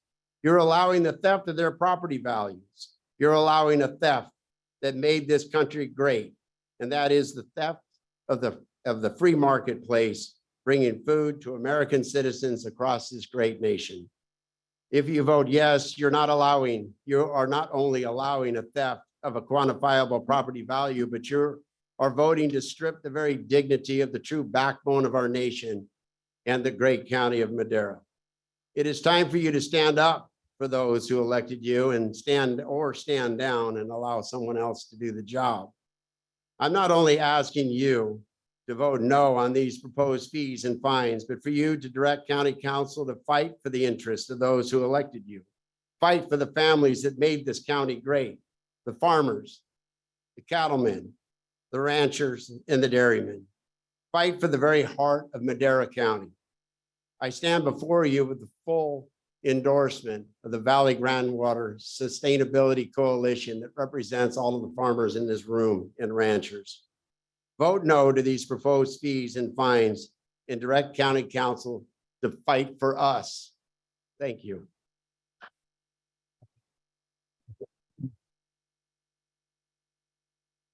Thank you. That was 3 minutes. Just remember, each speaker gets 3 minutes, and we will cut you off because we got so many speakers. So please respect that. Thank you, Hi, buddy. How I'm are you? Dan Stoops and I'm from North Fork. Have any of you worked harvesting crops? Okay. I have. If good. Yes, I have. But you understand, I worked in 107-degree weather, working with some people only 3 days picking nectarines. I gained great respect for the hardworking people that did that. Farming is not easy. It's not. They are focused on using the land God gave them for good and employing other farmers, others. Farmers are the real job creators, not government. Hardworking farmers make jobs and give hope at the end of a hard day. I wish that you would listen to more of the farmers for the best solution for the problems. My sister lives in Pixley, California, has 8 acres of almonds that she had to take out because no water. She could not get the water because of a dismal crop. More regulations on farmers will dry up jobs and hardworking farmers and drive them out of business one by one. We have a problem with water management, not the drought. Do the elite in Sacramento and Los Angeles and San Francisco, do they know better than we do? I think not. Why not planning toward dam storage, like Temperance Flat Dam? Even the city folks could take advantage of some clean energy that it could produce. According to the United Nations, 135 million people in the world have food scarcity. They worry about it from day to day. In this year, 2022, it doubled.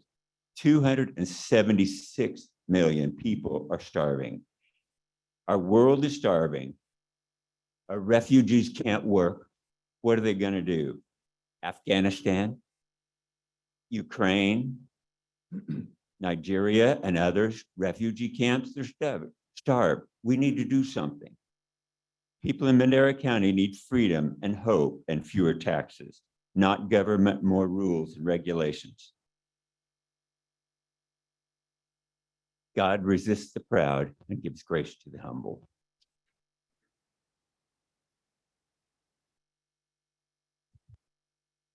My name is John Piero. I'm from Awani, California. My comments are going to be short. One of the things I see, and Dave, I appreciate what you said, and Robert Richards, I appreciate what you said, but there are some key things in what you said. And what I see is ourselves working around the fringes here. We are scrambling to try to meet a state mandate. We are scrambling to try to meet these regulations that have been put in place by an oligarchy up in Sacramento. Okay, so you asked for solutions, right? I'll tell you what one of the solutions is. We have a state that has no problem breaking the law when it comes to the people coming across the southern border. We're a sanctuary state. There are counties around here that become sanctuary counties, breaking the law so that they can then be a sanctuary county. Well, I have a solution. We need to become a water sanctuary county. And we need to start our water storage regardless of what the state says. Okay, we need to take that service water regardless of what the state says. If they can break the laws, we can break the laws. We can be a Second Amendment sanctuary county. We can be a water sanctuary county. And I'm sick and tired of the environmental movement that's been hijacked by the Nazis that has taken over this whole issue to where they don't want people. They don't want farmers. We're part of the problem. Okay, so we need to start taking our ground back. No pun intended here. But that's the solution. We've got to stand up to Sacramento. We've got to, and the groups that have been the most, whether it's the trash issues, whether it's been the lack of management in our forest, that the environmental movement has been hijacked where we can't even thin our forest, which hurts our environment, which hurts wildlife, which hurts the water table, all of that. It's because of the environmental movement. When are we going to hold these people responsible? That's what we need to do. We need to go after these groups because they're the ones that created these problems under the guise of helping the planet. So there's one of your solutions, in my opinion.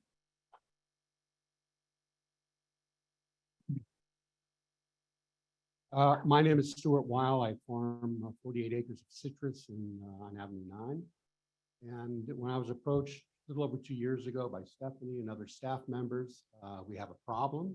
Realized we do have a problem. And as a farmer, I know other farmers, and I figured, you know what, we'll all get through it. We'll do what we have to do. We'll find solutions, and we'll make it through this crisis. And it took about 6 months of dealing with staff, county staff on this thing. And I realized that, wait a minute, we're really not looking for a solution because we only have half of the farmland, which is there to take care of the solution. Okay, the other half has nothing to do with it.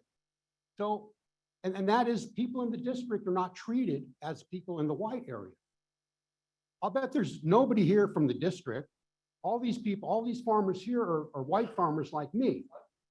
I know, the only one. So, okay, great, we have a few.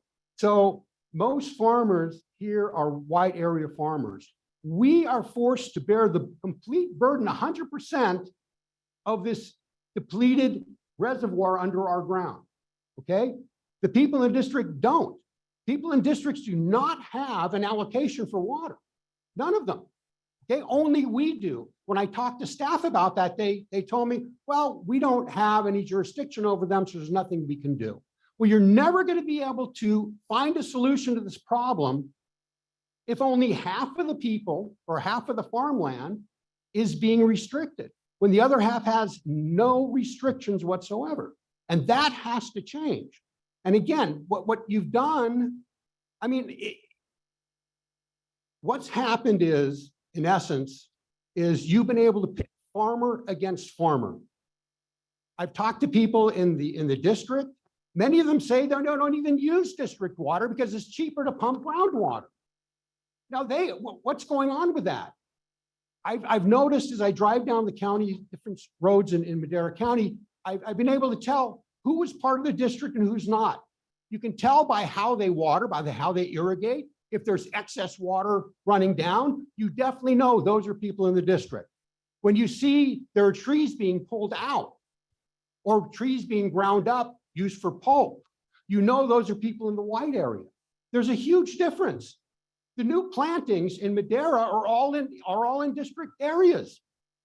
Somebody told me that in the past 2 years, 95% of all new ag wells are going in district areas because they have zero restraint on how much they can pump. So you're trying to fix the problem of a huge underground basin of water, and you're only taking half of the irrigated lands out. The other half you're not doing anything with. And as you said just before, that the state is asking for questions about how we've got to incorporate everybody. Well, that's how it should have started in the very beginning. Not to choose one group of farmers against another. Thank you very much.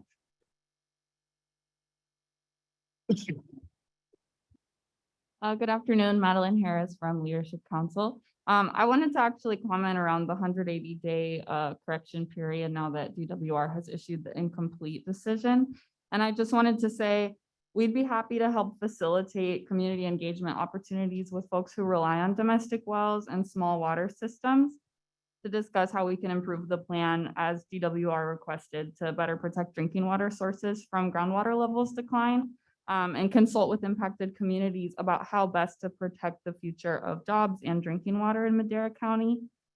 The DWR decision makes it clear that we need to pass sustainable management criteria that better protect groundwater levels. And to Chairman Wheeler's point, groundwater quality, since the deeper we pump, the more naturally occurring contaminants will enter the water supply. And to Supervisor Frazier's point, if we want to keep these decisions local, these are the types of improvements that we need to see to the plan.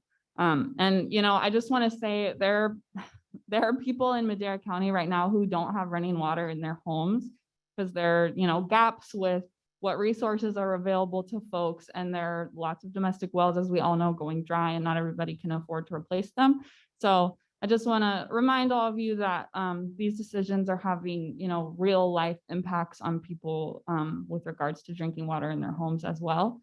And so, again, I just want to reiterate, The reason for my comments is I'm hoping that we can work together wherever possible to improve the groundwater levels and groundwater quality sustainable management criteria as DWR has requested. Thank you.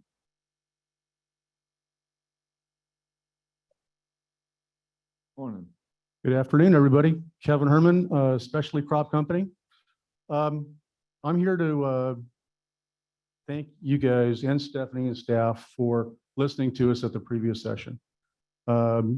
You guys have tweaked some of the penalties and fines, and I'm still not happy with it, but it's a compromise, and from where I sit, it seems reasonable. And I thank you guys for listening to us. I do. But the main reason I'm here is to talk about something that's not on the agenda today, and it needs to be on the agenda in the next month or two. And that is what the fees are going to be and having a budget. Farming's tough right now. We all know that. And, charging us $246 an acre doesn't sound like a lot of money, but it's 22 million bucks just for Madera. Not even counting Chowchilla, $22 million. For me, $700,000 a year. It's a lot of money.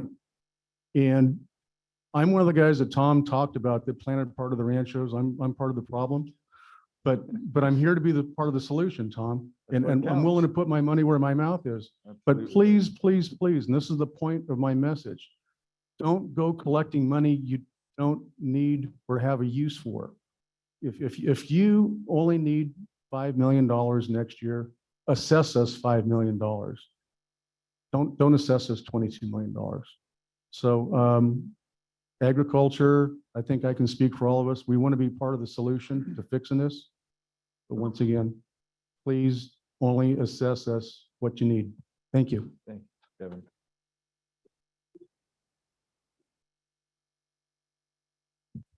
Good morning, Mike Alamari, local businessman. I think Mark Twain said it best when he said whiskey's for drinking and water's for fighting, and that's what we're here for today. I just want to do a quick experiment. So everyone in the room, whoever has a mortgage or a land payment associated with your farm or house, can you raise your hand, including the board? So si usted tiene una casa, si tiene un préstamo con su casa, puedo subir la mano, por favor. So you see that?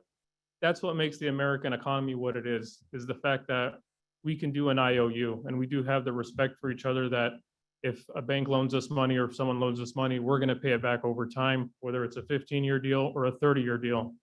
And studying this rate study, and again, a lot of work, I applaud Stephanie for all the work she did, and I emailed her saying so as well. With all these fees, not even including the penalties, you're going to collect all the funds for all the projects in 5 years. And some of those projects don't even take into effect until 2029. So I find it kind of amusing, the fact that Raftellus could even put that in their study, saying that they would collect all the funds before any benefits received.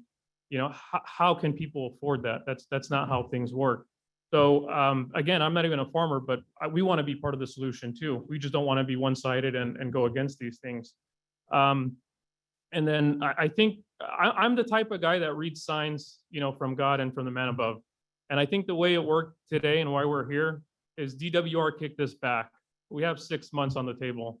I really think we need to delay the penalties, delay the fees, delay the property tax payments or fees that were supposed to go out. And I think we really need together, and we reached out to Stephanie and says, hey, we're willing to hold a seminar to make sure everyone gets involved in this, because I think we will find a common ground solution, the way we do find it. But the way it was conducted, even me not being a farmer, I find it problematic, such as the way the Prop 218 was conducted. If I own 1 acre, as opposed to some of these guys that own 2,000 acres, we had the same voting power on what our penalty is going to be. So I really think it should have been, if you have 1,000 acres, you have 1,000 voting shares. And if you have 1 acre, you have 1 voting share, because once you do the penalties, or once you do the fees, not the penalties, it's going to be that proportionate as well. So whenever you guys use water at your houses, I'm pretty sure it goes off what you use, not just the fact that you have 1 single APN number. And again, I really think there's solutions here. I've researched the GSP very, very thoroughly, and other GSPs, just because we work in multiple counties and have farm workers everywhere. We could bring up a number of things, sites not utilizing the bypass correctly. But just the final point, because I know my time's running out, is, and I get this from some of the members of the community and some people in federal and state is, we're okay with expanding cities, whether that's Tesoro Viejo or Riverstone, that's water that's going to be used there too. But as soon as it comes to expanding farming, there's just this notion that it's just a no, and I can't find the reason why that is. Why are we always against expanding farming, especially if we're in a valley that can only do what we do in the world? So thank you.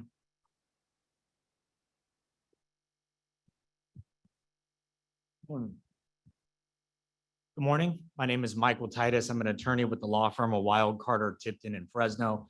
As I'm sure the board and county council are aware, we filed an invalidation action in Madera County Superior Court on the rates that were imposed earlier this summer. We've alleged, we believe, are violations under Proposition 218, Proposition 26, and the Public Records Act. Now, I know we're here today to talk about the penalties that are going to be imposed on landowners, but I'm sure a lot of landowners either looked up or recently received their fall property tax bill showing the fees, which we believe are unconstitutional. And that is what we are challenging in Madera County Superior Court. Now, I want to ask the board today, how much more governmental overreach can these people sustain? Commodity prices are low, diesel prices are through the roof, as well as other harvest costs. And this is not sustainable. I've talked to dozens of family farmed operations, and what the board could do today will sink them. And I know Stephanie brought up earlier other GSAs and the penalties that they are imposing. One thing she did not bring up is how many of these other GSAs just imposed a $246 per acre fee within a 3 to 4 month period. So also she mentioned that there's going to be a $1,000 fee just in the Chowchilla subbasin. And earlier this summer, the landowners and tenants of landowners in Chowchilla spoke up, and they submitted enough written protests to vote down the fees in their subbasin. And Stephanie mentioned today that the penalties that they're going to be generating off of the Chowchilla subbasin landowners are going to be used for domestic well mitigation. Isn't that something that they voted against? And that could be seen as a property related fee, again, in violation of either one of Proposition 218 or 26. And finally, in regards to these penalties, it still seems that there is a calibration issue. And there's a lot of ambiguity around it. Supervisor Rogers brought up the last time we were here 2 weeks ago about a California Highway Patrol gun. And if it's not calibrated, no ticket is going to be put on that driver. And we're going to have the same situation here. And also what Supervisor Rogers mentioned was we want to glide into this, and imposing a $246 fee along with a penalty within a very short time frame is not a glide, it's a free fall. And the Leadership Council spoke about residential water use. Why is it just landowners and farmers of landowners the ones who have to pay for all of this? So with that, I respectfully ask that this board not impose the penalty fees that are before you here today. Thank you.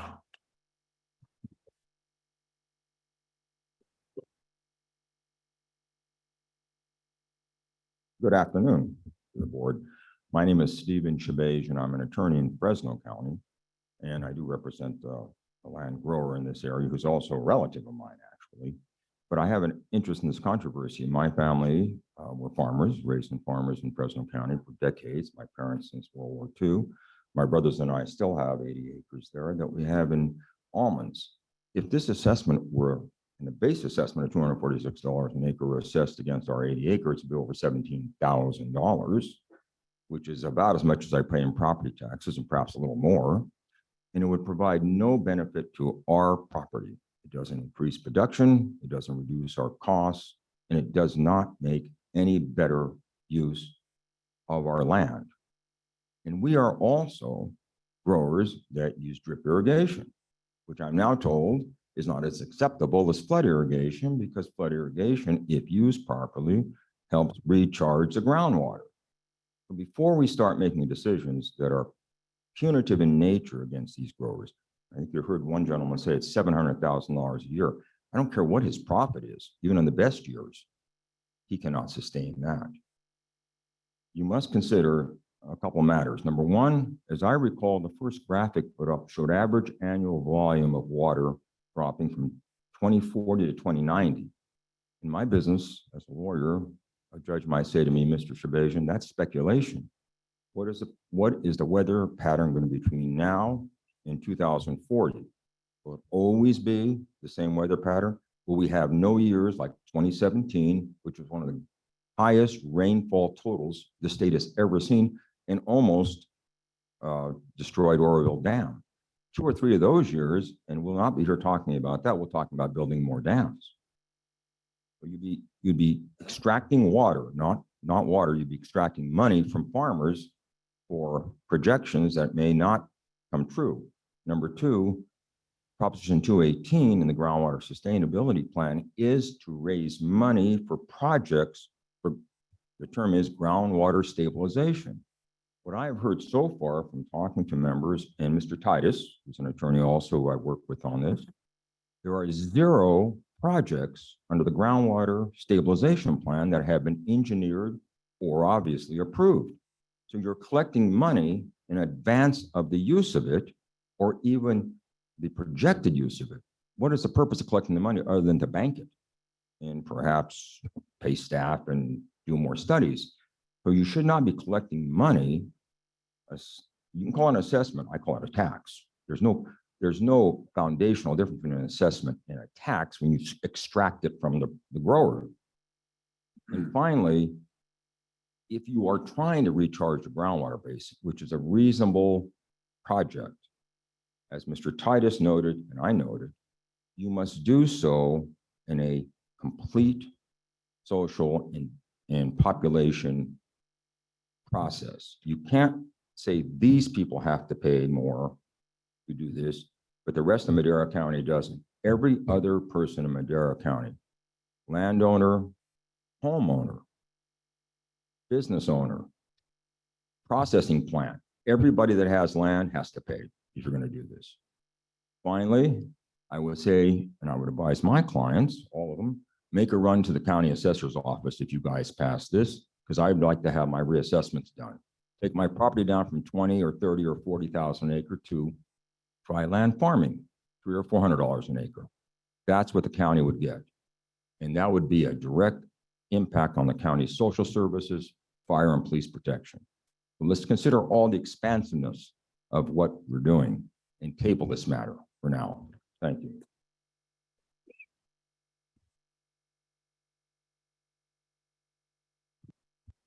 Good afternoon, ladies and gentlemen. My name is Rabbi Shor. I'm the candidate for State Senate, District 14, which includes Madera County. I just want to share with you that the solution for this problem is not extracting more taxes and penalties from the farmers. I am a former farmer in Madera County. I sold my land as well for the lack of water. And I live in Fresno right now. But the problem is that the state and some communities in the north, such as Sacramento and Stockton, use the fresh water to dump their raw sewage into the delta and into the ocean. Half of our water here in the valley is being dumped and being hijacked by the environmentalists. And I know that these farmers, as I used to be one, are sick and tired of all this. The job and your call is to stand up to the state because they need to fulfill their promises. They have already the money set aside, the resolutions have been passed, but they have not been done. So there is a stonewalling here and really wanting to punish the farmers. I implore you to vote no and not to assess the farmers and penalize them. Our valley, our state depends on ag. If we don't have water here, we have no life.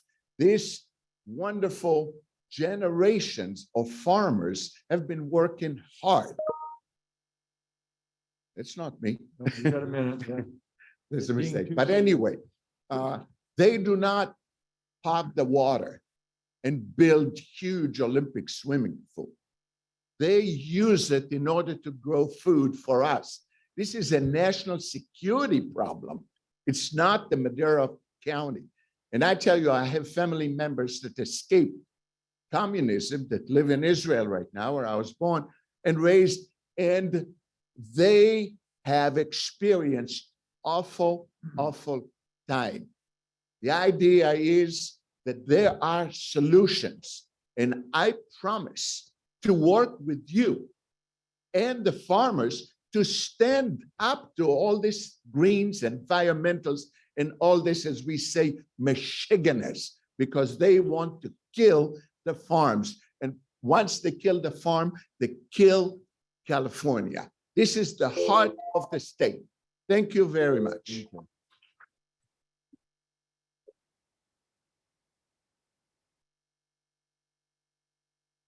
How you guys doing? I'm Jay Mahil, Creekside Farming Who was Company. that? I didn't catch that.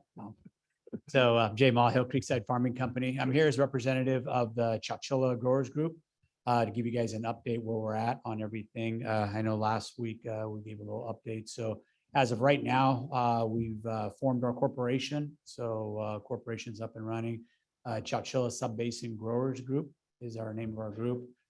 We have an EIN now, so that's up and running. We've worked on draft bylaws, so that's up and going as well. So we'll get those ratified. I know we have a meeting set with county staff next week on the 4th to keep the conversation going and moving to get towards where we discussed earlier, to make sure we can get to the end result of being sustainable ourselves. So I don't know if you have any questions for the group or anything for me to take back to them.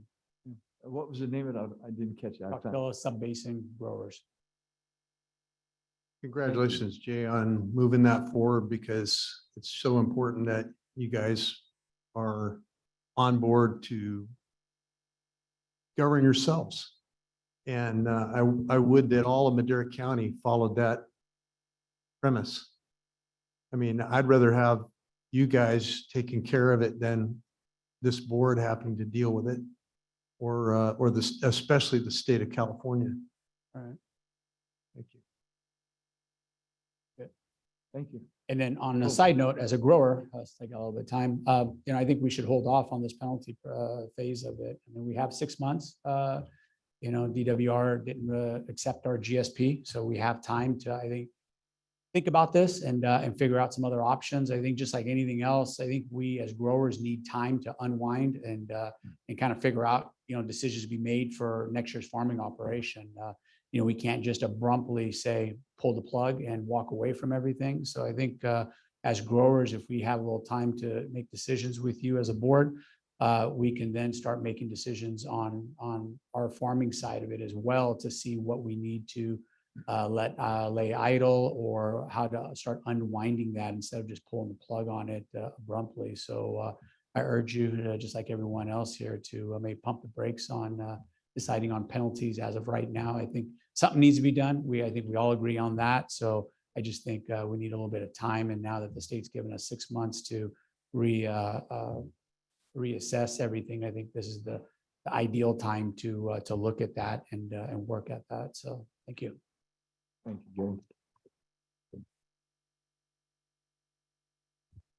Noah Lopez with Madera Ag Water Association. I want to thank you for the opportunity to speak with you all today.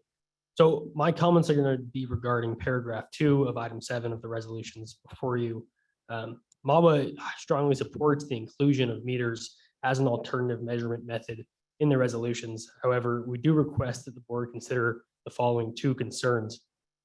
First, MAWA believes that the sentence at the end of paragraph 2 of the resolution should be removed. I'll read that sentence. Quote, all growers submitted information necessary for the pre-approval will be maintained by the county GSA as public information. This information will undoubtedly contain private business records that should not be disclosed as public information. Currently, we're not aware of the same provision stating that an individual grower's ETAW as measured by ERWatch is maintained as public information. So we think that that same protection of privacy should be afforded to growers that wish to use flow meters.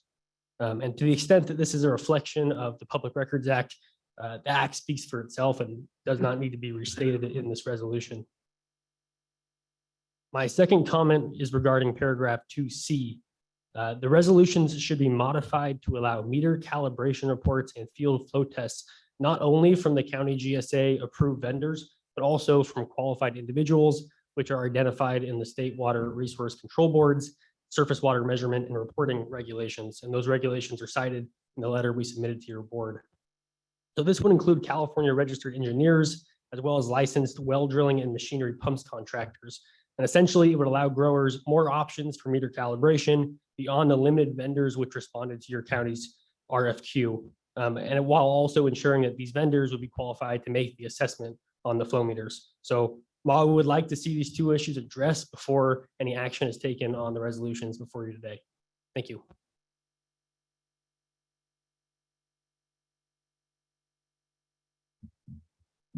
Yeah, my name is Jasbir Singh Sidhu. I represent an organization called PUG, Punjabi American Growers Group. We're about 300 farmers and about 100,000 acres in Madera and Fresno County.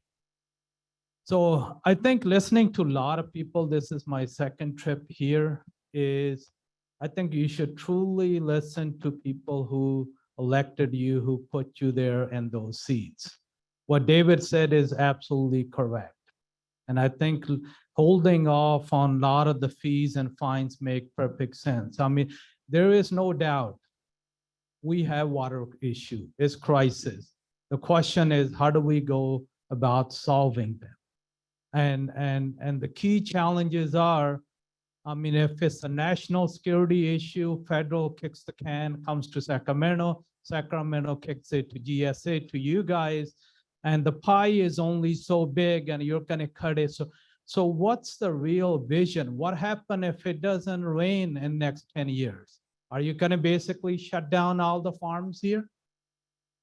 What happened? I mean, it's basically that 10,000, 60,000 acre foot doesn't get recharged. The overflow is not there. Are there more penalties coming in? Where's the stoppage?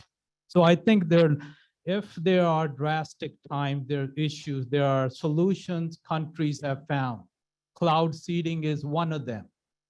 If you guys truly think we have a disaster, we have an issue, I would have backbone to stand up to Sacramento and says we need cloud seeding. Make it rain, whatever amount, whenever, wherever. So at least you're not imposing fees on these people. Endangered Species Act, climate, you gotta have enough backbone to stand up to Sacramento.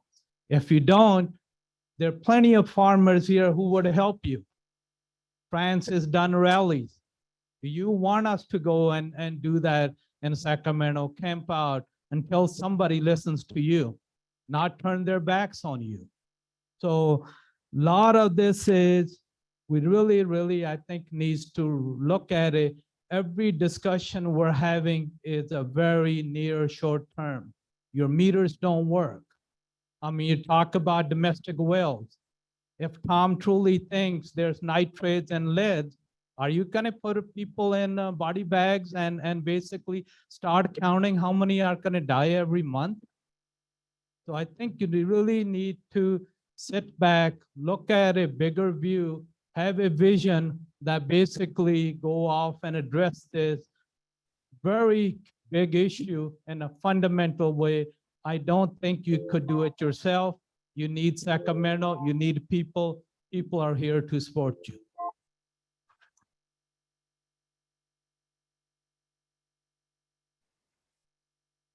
Hello, good afternoon. My name is Arshdeep Singh and I represent PUG, Punjabi American Growers Group, as Jasbir said. I want to mention a couple of things. I wrote more points, but most of the people already covered those ones. So the first one I want to discuss is sustainability. We talk a lot about sustainability, right? I'm a young grower. And I'm more worried about water situation than anybody else. I want the water. I have two kids, one 5-year, one 7 years old. I talk to my wife, I want them to be the growers. So I want them to have enough water when they grow up so they can do the farming as I am doing, as my dad did, as my grandfather did it, right?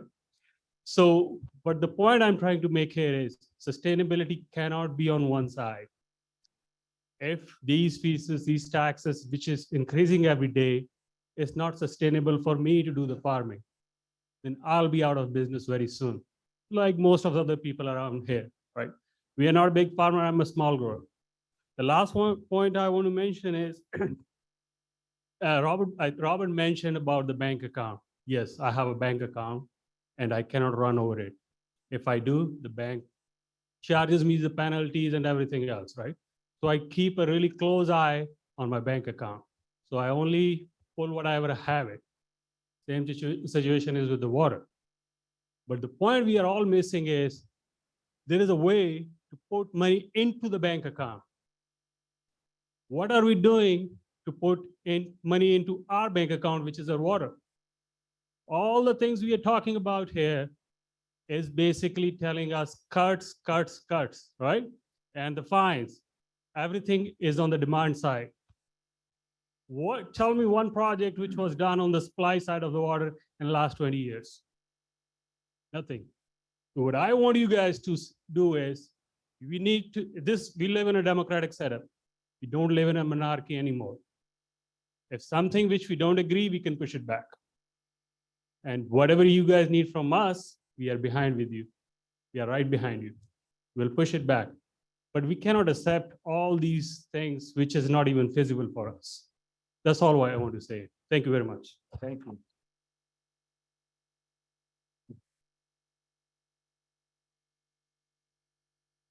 Good afternoon, Laura Gutile, Madera County farmer.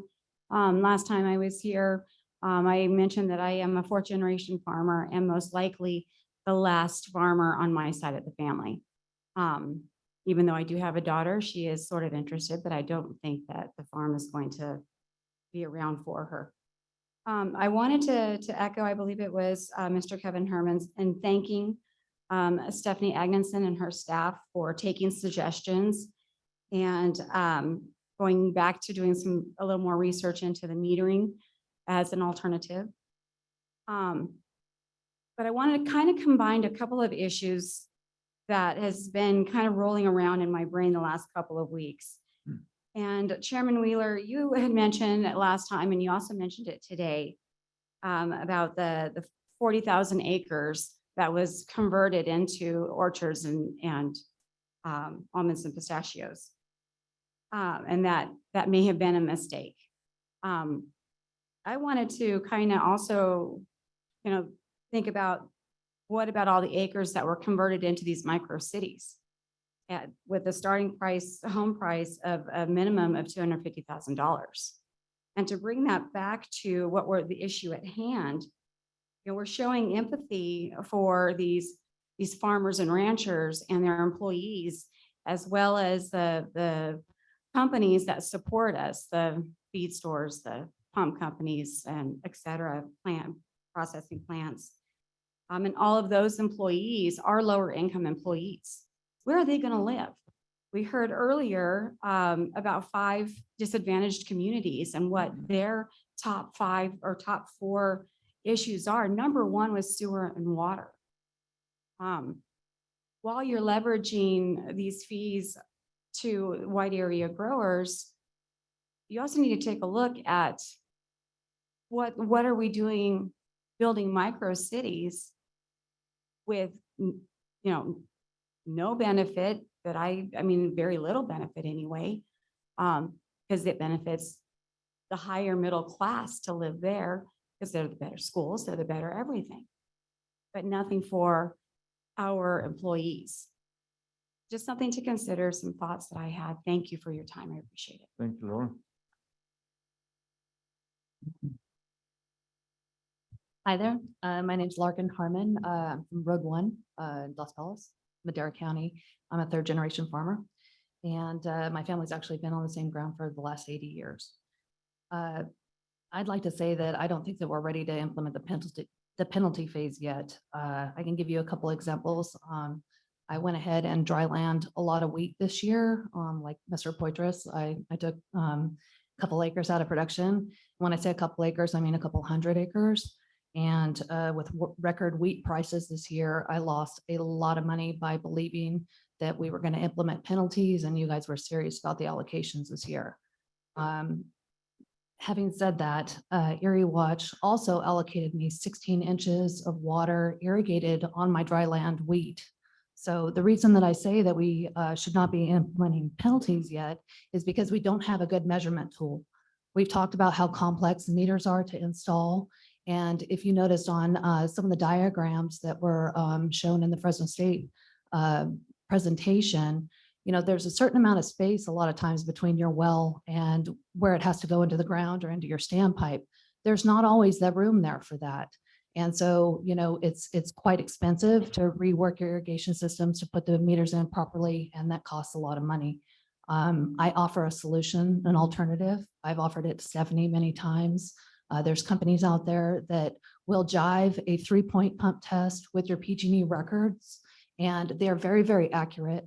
And that's it's a third-party independent system that I think would be valuable for rebooting the Erie Watch system, since the Erie Watch system is so far off. It's actually approved by the state. And so that could be a third alternative to the meter installations. Another issue that I have for our personal farm is I'm on the county line. So I'm in between Merced and Madera counties. And it just so happens that the county line doesn't neatly go around my fields, but chops it in diagonally. I have wells that water in Merced and Madera since our whole system is linked. There's so many questions that haven't been answered. Who's allocated that water? If water's pumped out of Merced and goes on Madera ground, does Madera get that? Am I going to get double fined when Merced starts allocating things?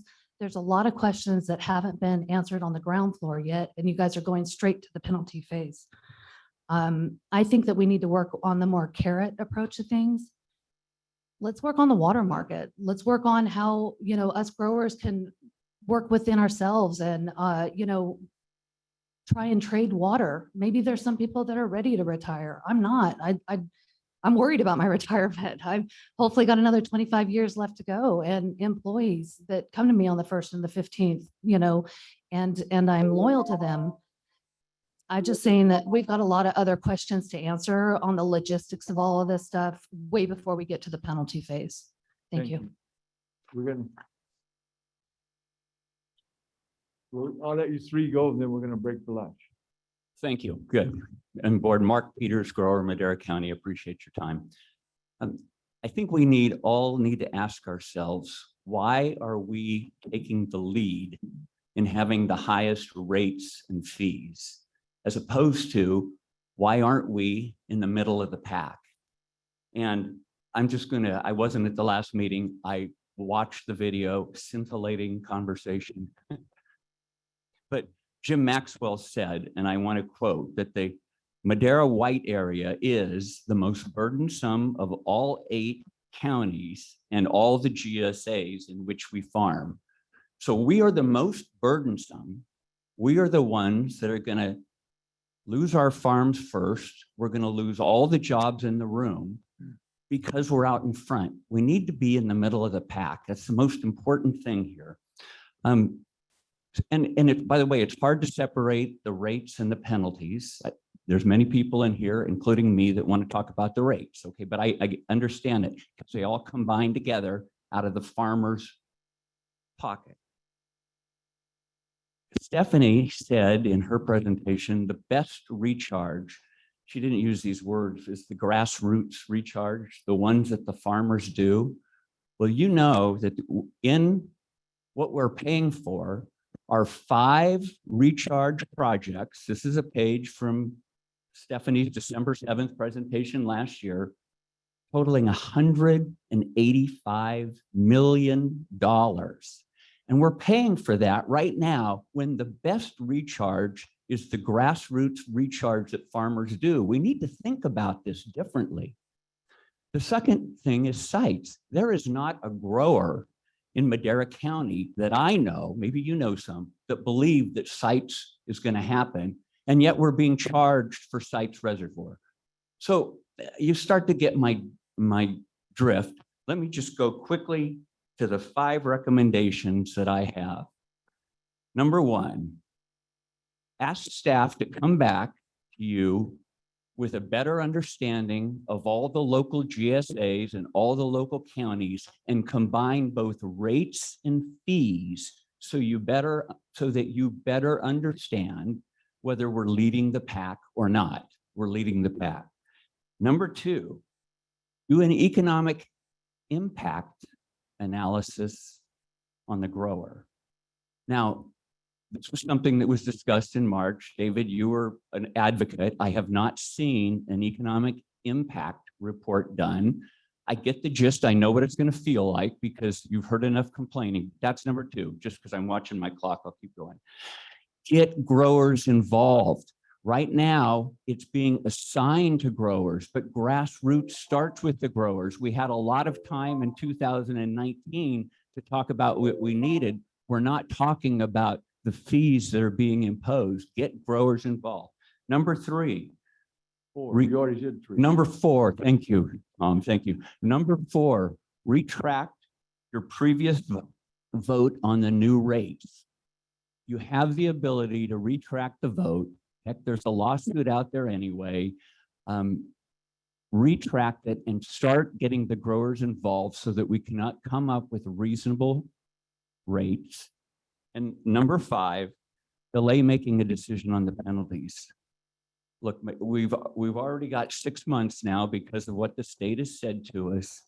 Let's take the 6 months and go through the other 4 steps that I mentioned, and we'll come back at the end of that, which will only be in March. And oh, by the way, we hadn't even begun talking about penalties this March, and we were going to impose them this year. Next March will be fine for 2023. So enough said.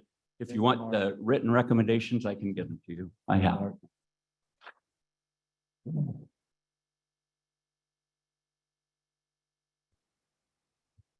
Good afternoon. My name is Jose Hernandez. I have nothing written. I'm speaking from my heart.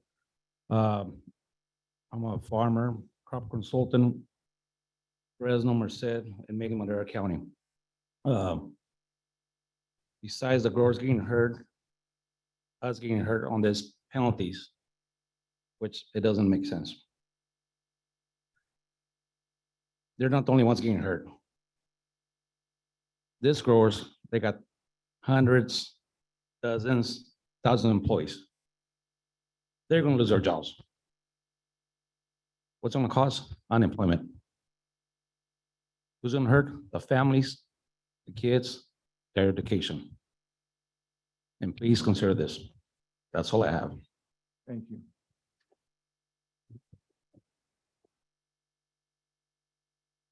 Can I have Jose's time?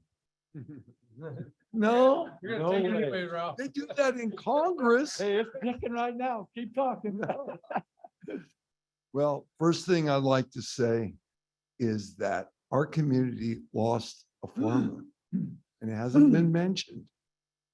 And we'd like to extend our condolences to Wayne Cedarquist, who passed away recently, 71 years old. Ralph, we recognized him when we opened Did up you? the meeting Oh, today. well, It was, we have a I'll take my remembrance time every back. meeting. We have a Take my remembrance time. every meeting, and Okay. we remember him thank right you out of then. the gate. And we talked about what a gentleman he was and truthful and. He and was, yes. just- He was on the other side of my deal, but I didn't get a chance to talk to him yet. So anyway, I just want to let you know, we did recognize. Okay, thank you.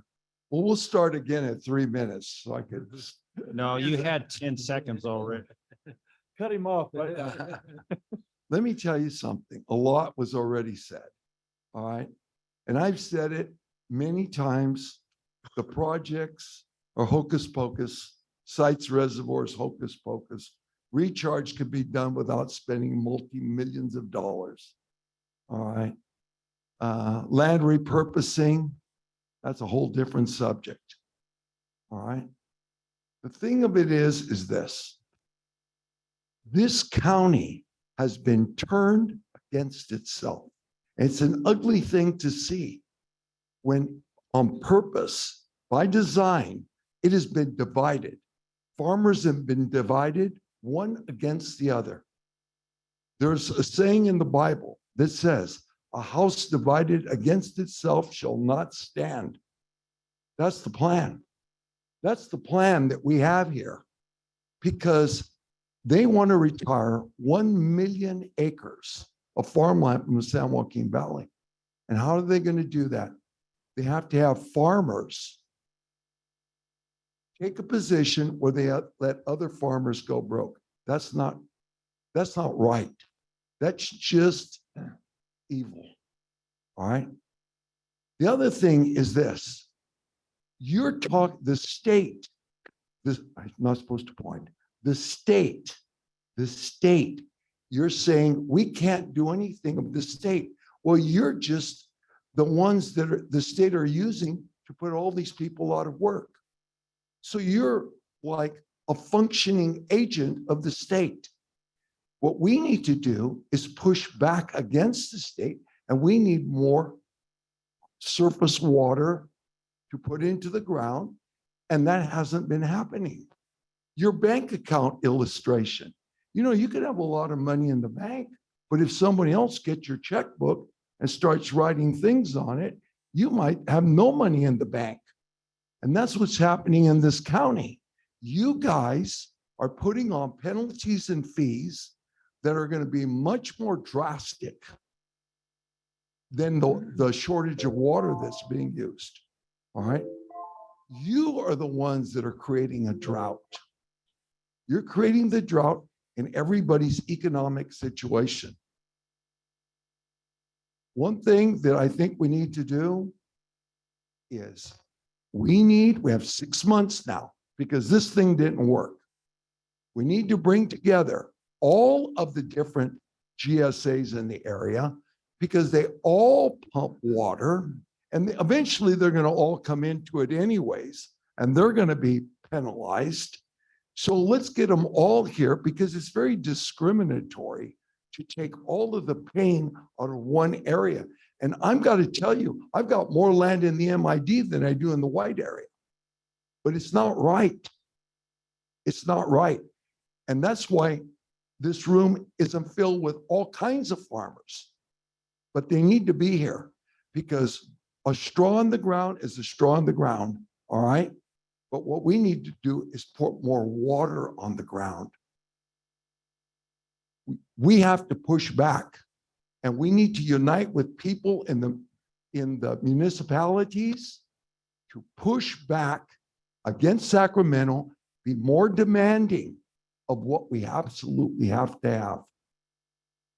Thank you. I'll give you an extra minute, buddy. Thank you.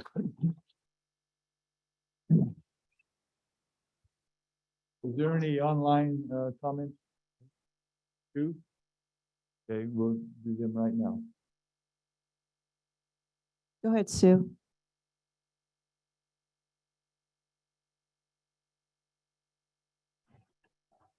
Are you able to hear me? Yes. Okay, thank you. So I'm asking that the board. My name is Sue O'Connor in Oakhurst, and I'm asking that the board not implement this penalty before absolutely necessary. And it seems clear that you have at least another 6 months. We don't need punitive and disciplinary penalties for grown people who are trying to run a business in our county. And that is not the role of staff to discipline county members to behave. We need to solve our water problems. It is ironic that we pump so much water into the ground to pull out rocks, but we're limiting farmers to grow food. In addition to that, Mr. Poythress, I appreciate you, I respect you, but your illustration about being overdrawn, you left out one of the key players. The state is the one that's overdrafting. They are pumping water into the ocean from our stored facilities. They have failed to build water storage. and they will continue to fail as long as counties continue to be their henchmen to penalize our farmers while they refuse to recharge our water. So I ask you, I implore you, support our farmers. Do not impose this penalty. Reassess the fee structure so that we don't put our farmers and all of their employees out of work. Thank you.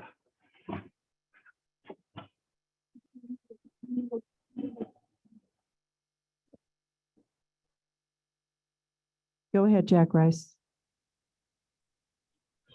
Good afternoon, Jack Rice with the Madera Ag Water Association. I'd like to briefly comment on three issues, and these are related to the request for solutions. So as we've been working to implement Sigma in Madera County and watching GSAs all around the state, we're learning what works, what doesn't, and where we need to make changes. And while a lot of things have been done well in Madera County, there are some areas where we need to adjust course. We described these in a letter that I think Mr. Lopez gave you this morning. I just want to briefly touch on those three issues. Number one, a budget for fiscal year 2023 should be created using our current conditions, and the fee should be adjusted accordingly. We looked at the rate study, and without any criticism of the work, current conditions are different than those predicted in the rate study's financial plan. There's three areas to touch on. The land repurposing program, which is really essential, will not likely be up and running by the end of 2022. So even while retaining some funding for a pilot program, you can probably reduce the necessary expenditures for next year. Sites reservoir has been discussed, and I think it's worth taking a look to see if some or all of that funding for 2023 can be delayed. Also, the rate study financial plan includes reserves of about $23 million by the end of 2027. There should be room in there to adjust the fees downward. When you take these three savings together, it looks like it'd be pretty easy to adjust this year's fees or fiscal year 2023 by about 50%. The second issue is satellite measurement. The reality is that this is one of the things we've learned. The reality is AeroWatch is really difficult to use, and it's lost the confidence of many farmers in the ag community. Measurements essential to GSP implementation. It's imperative that water users have confidence in the measurement system. The meter alternative is a key part of this, but we also need a satellite measurement system that's trusted. To rebuild this confidence, Mahil requests that you investigate immediately retaining one of the other vendors. Land IQ is pretty broadly accepted. I think it's used by approximately 30 or nearly 30 different GSAs. We request that you look into that quickly. Just expanding on the land repurposing, this is a really important program. It needs to be done right. Based on the meeting, there's a lot that the community needs to learn and contribute to on the land repurposing program. And I think it's important to take some time and develop that well. I'm not sure exactly, but my understanding was that the goal was to have that in place by the end of this year. And I cannot see that it'll be ready for deployment in that time period. So we ask that you make sure that program there's enough time to do it well and with enough investment. Thank you very much. Hey, Jack. Thank you. I was going to stop this at 12:30 so we could go eat lunch. And I was going to finish, but I didn't think nobody else was going to talk. So I was going to try to get this all done. Now we got more I want to talk. You guys want to break for lunch? You want to I think finish you talking? stopped talking because we said we were going to quit at 12:30. So there's going to be more. Keep public comment open. Yeah. So it'll be open. We'll break now and we'll come back at 2 and we'll finish up.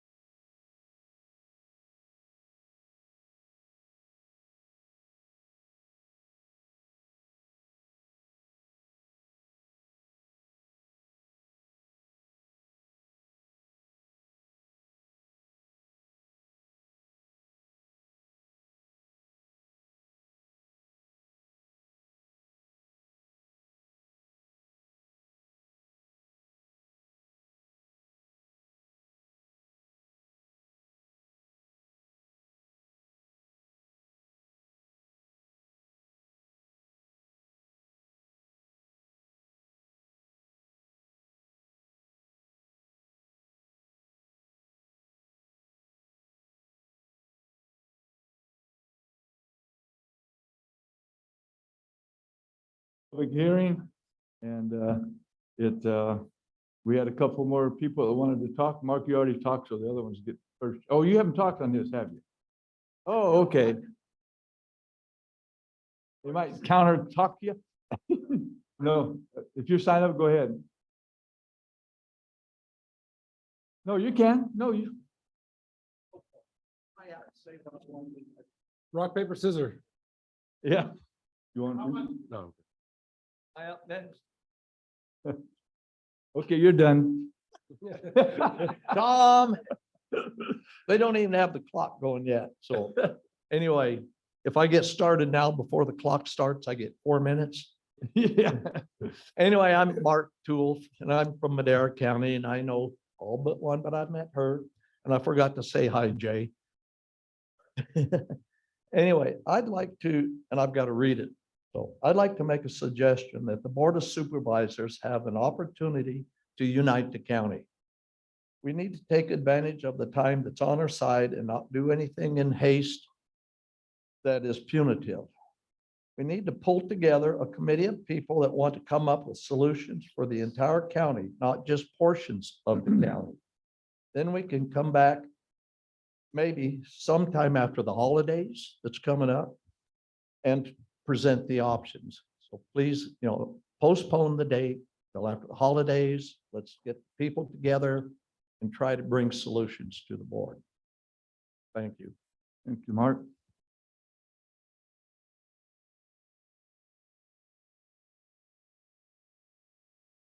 Good evening, everyone. My name is Mickey Basra. I'm a farming in Madera since '97. California is just so beautiful, so beautiful. People have a dream to come here. Bunch of people sitting in the border this side and that side, both sides. There's some people got the dream, some come true, some not. My neighbor next to me, approximately he owns like a 400 to 500 acres. He has to sell the land. He went to Idaho. It was too bad because of the water. Also, as you know, we are a bunch of Punjabi farmers, even right here at the room right now. We approximately own 700,000 acres all the way through California from Redding all the way to Palm Springs. The Palm Spring, the farming for the dates and also vegetables. And I want to add on that Roger was talking the other day, I want to go to Sacramento. Like some other country, France. If some issue come up, they go to the capital with the tractor rally. If Roger says, okay, I can call my every single church through the Redding all the way to Los Angeles, get together all the farmers, and we can drive a tractor to Sacramento. That's a question up to you. When you say yes, I guarantee you that all the Punjabi farmers are ready to go for that. Absolutely. And the way all the fee and tax on us, look at the American GDP, last quarters, everyone know we fallen through, interest rate going up, the payments for the house is going up, we couldn't afford it. I have some numbers if you, I don't want to go over because the time is short. If you take 100 acre, it's your $30,000, it's a 3 million and 30,000 property tax, 30 tax, the water tax, plus the payment, and your cost 2,500 per acre. If you calculate all this, farmer today is going in the hole right now. We are in a minus. We couldn't afford this fee. And the most everything is in the air. Everybody talk about that. I don't like actually keep talking the same again. Everyone will talk about that. Let's go to work. Give us some job too. Let's set up some recharges. As a farmer, as the winter comes, we need some work. We need a job. Somebody got to do it. Make it finish it up. If somebody not going to do it in 4 years, let's do another 4 years, 8 years. Let's do 12 years. Somebody got to start their job and we can have a good recharge right here. And we don't go through this, what we going through. And also, I want to just 1 second, Monterey County tried that. Monterey County failed the system already. They pay $11 million back to the farmer. I live a 32 year in Monterey County in Watsonville. That's what happened 2008. And I request to all you guys, please repeal these laws and farmer gonna have a nice and deep breath. Thank you very much. Thank you.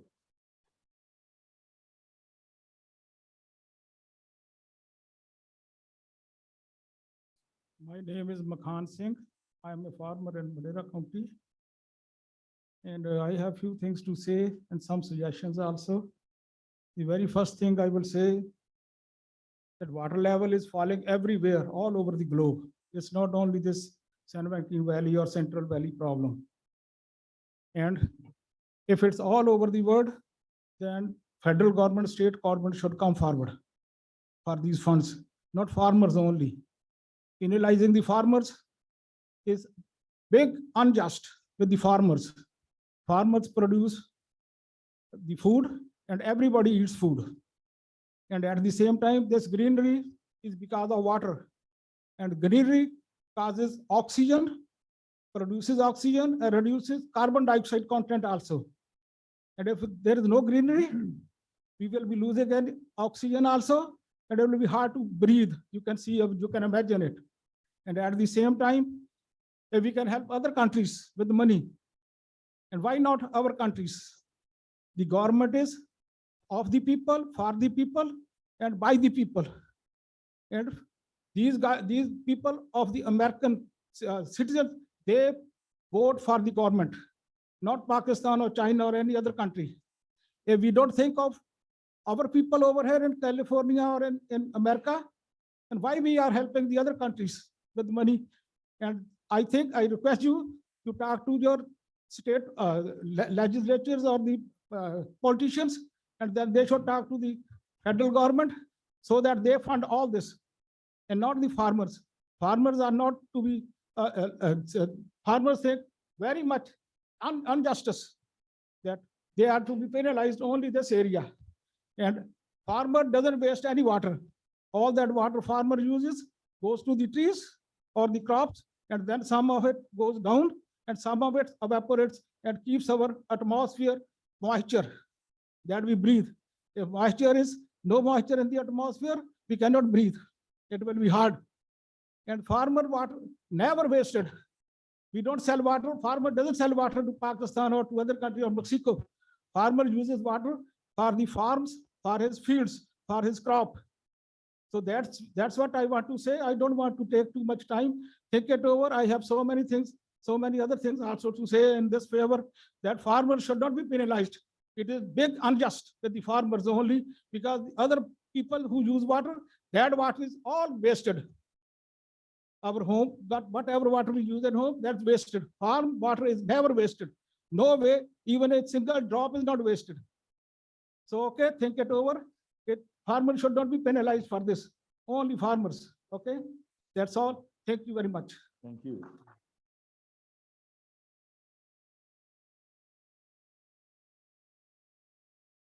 Good afternoon.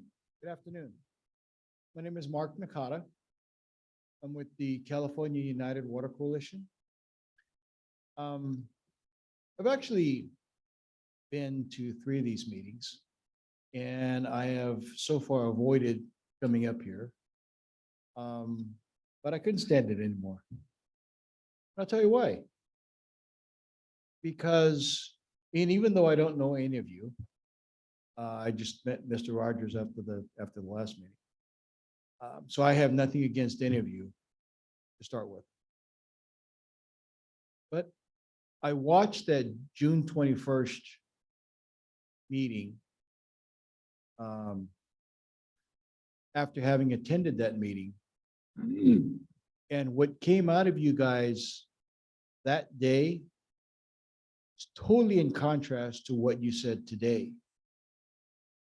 Now, I watched Mr. Rogers and Mr. Poythress talk to the news media, and it was a lot different than what was said on that June 21st meeting.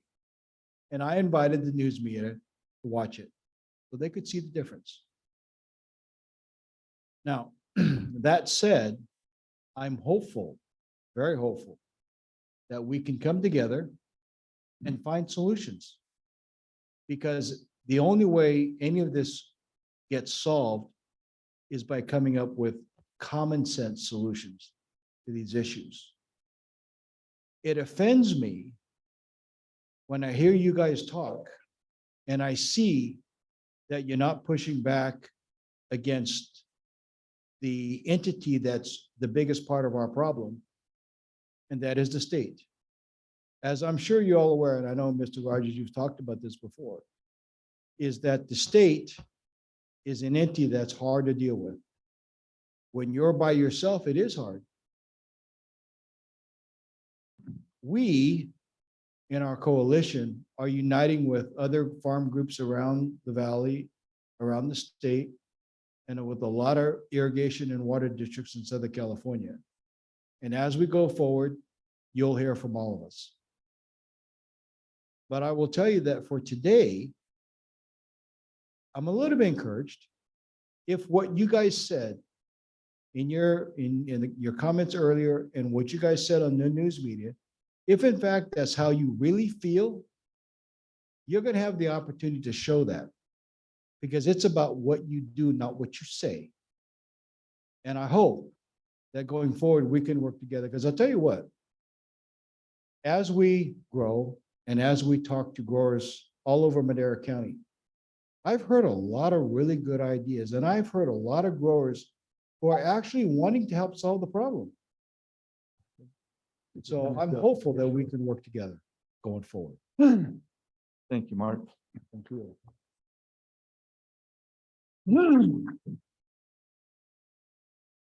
My name is Robert Bishel. Our family has been farming in Madera since 1912. My great-grandfather made the original land purchase. My grandfather made with the deal with the Madera Irrigation District to put the main 2 canal goes directly through our ranch. We're located out in the Ranchos area. We were dryland grain farmers originally and cattle. And as crop commodities prices crashed, then we switched commodities. My grandfather used to get a penny out of a loaf of bread when it was 10 cents a loaf. 1970s, when we quit growing grain, we got 1 penny, and then a loaf of bread was over $3 a loaf. So you can see that farmers have always been squeezed. It's always been a bargaining tool. The one thing that I know is, I talked to you about this before, the Constitution and the Bill of Rights was made for men and women just like yourselves that believe in God, that have morals. You have all the power and authority to stand up against the state. We don't have to accept this evil plan that's coming down because the state mandates it. I was born a free man, and I was taught to respect your leadership, respect people in leadership. And that's what I grew up with. That's what I teach my grandkids and my kids.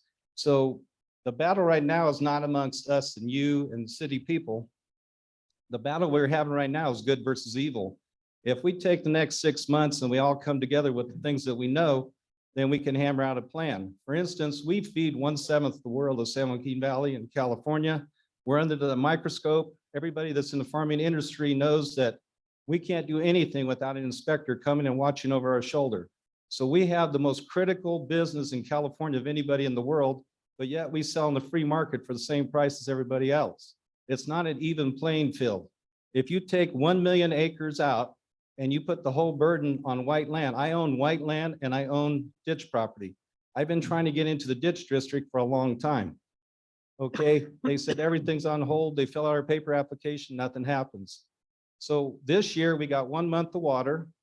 We got 1 month last year. Fresno got 3 months and 3 months. So we're not on the same playing field as Fresno. It comes out of Millerton Lake. We also get water out of Hensley Lake that comes over here to our ranch on Avenue 12. And so that's a different circumstance. That is strictly filled by rainwater. If we take the last drought year that we had, and we were followed up by a wet year, it was 160% snowpack that year. All the cities were going dry. I have customers up and down the state. I also own water changers, and those wells were dry. 6 months after they gave us all the water for all the farmers in agriculture to repercolate the water tables, every river and stream, we were back online. The experts said it would take 10 years. So the minute you give us the snowpack and the rain that comes from the Sierra Nevadas, through flood irrigation, we can repercolate the water tables. We used to all be on flood irrigation, sprinklers with mass volumes of water. Standing water table was always the same. When we went to drip irrigation, our water tables began to drop. We took away the ditch water. Our ditch water went from 40%, as you quoted, down to anywhere from 0, 1, or 5%. You can't repercolate the water table unless we have that water made available. Thank you. Thank you. Robert?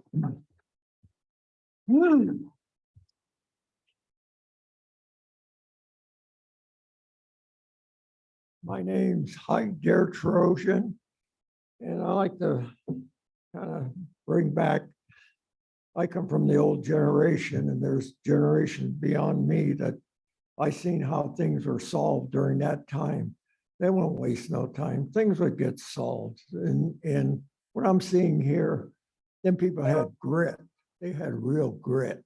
And I wish, you know, we have grit like that too. And I know these people have grit, and I know you have grit. We have to solve these problems. World War II, they solved the problem. They used to build a ship in one day and the planes in one day. And you had Generals Eisenhower and Patton and MacArthur and them. They were fighters. And that's what we got to do too. We have to solve this problem, and they can solve this problem. They used to seed the clouds. What happened to the seeding of the clouds? Does anybody have an answer to that? Please tell me. You should, because when they used to seed the clouds, you'd get 25, 30% more snowpack. These are things that could bring the underground water up. There's other ways of bringing, you can't let water just run to the ocean and stuff like that. I mean, it's just a waste of time and everything.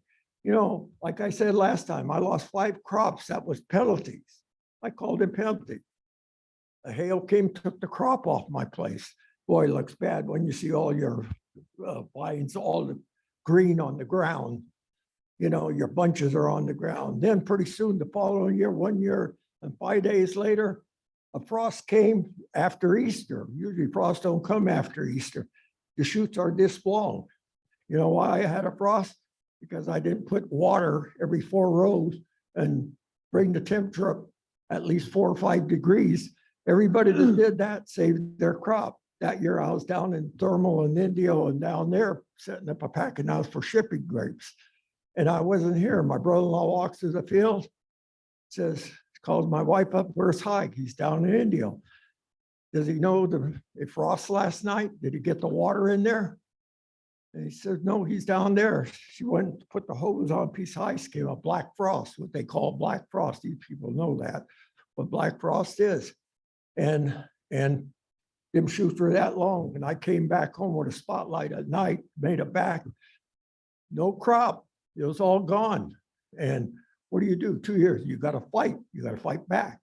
And then 3 years, I've lost the raisins. The rains came on. You had to spend all the pruning and all the expenses, everything. Then you get to that. Now, if I was getting fine down there, I have to put water for frost. Maybe sometimes the last 2, 3 days or 5 days or whole week, every night, you shut the pump off daytime, start it on nighttime, open up every 4 or 5 rows. If you go by in the morning, just break a daylight, you'll see like fog there. You save the crop. Now, do I say, maybe I better not put the water on, I'm gonna get fined, I need the water down thing. I'm gonna have to pay thousands of dollars. I'll forget it this time. My place burns up, what good is it? Or do I fight the frost and pay the penalty later, or penalties I lost anyhow? Catch 221. I mean, what are you gonna do? What are you gonna do? See, you know, people are gonna have to realize water isn't just used to keep the vine alive. We had a heat spell. My nephews taking care of the ranch. Your The time, grapes are breaking down. When they're breaking down, that day had to be water put in there. That day, it wasn't planned to put water, it was planned to harvest. The sugar was at 20. They want to pick it at 22. The sugar goes back in the vine to protect the vine. You have to give it a shot of water. So that sugar could come back so you can harvest it. And then after you harvest it, now here a rain came. How many people know how many people are hurt with the raisins? I drove around the other day. I see the farmers on their hands and knees looking at their crop, sanding the raisins thing. They got to go get it all reconditioned. Now they're paying fines. plus they're paying another fine, getting all their things reconditioned. There's a lot to this, but I do believe to solve the problem, that is the main thing.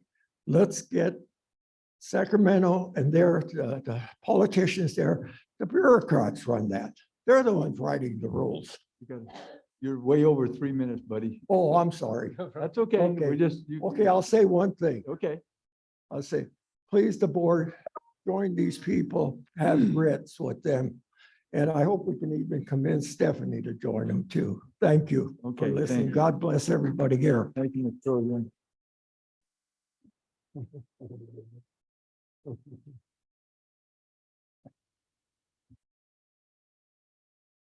Good afternoon, everyone. The first meeting several weeks ago, Your I name, came to please? this, Alex Lehman. I came to this podium and I had a very few things to say, and that's all I'm going to do today, say a few things. With respect to all of you, I made a plea to a higher authority, and everybody that was here heard it. And he answered my prayer, and they're all out there. And you've heard their hearts. And I'm going to ask him again, except this time I'm going to do it privately, but I'm going to tell you what I'm going to ask him for. To expose evil in this group, in this county, so that we can make these better decisions. These people out here were brought to you. They're a blessing. Listen to them. Last word. Thank you. Thank you, Alex. Hey, any more on online or anything? Maybe? None?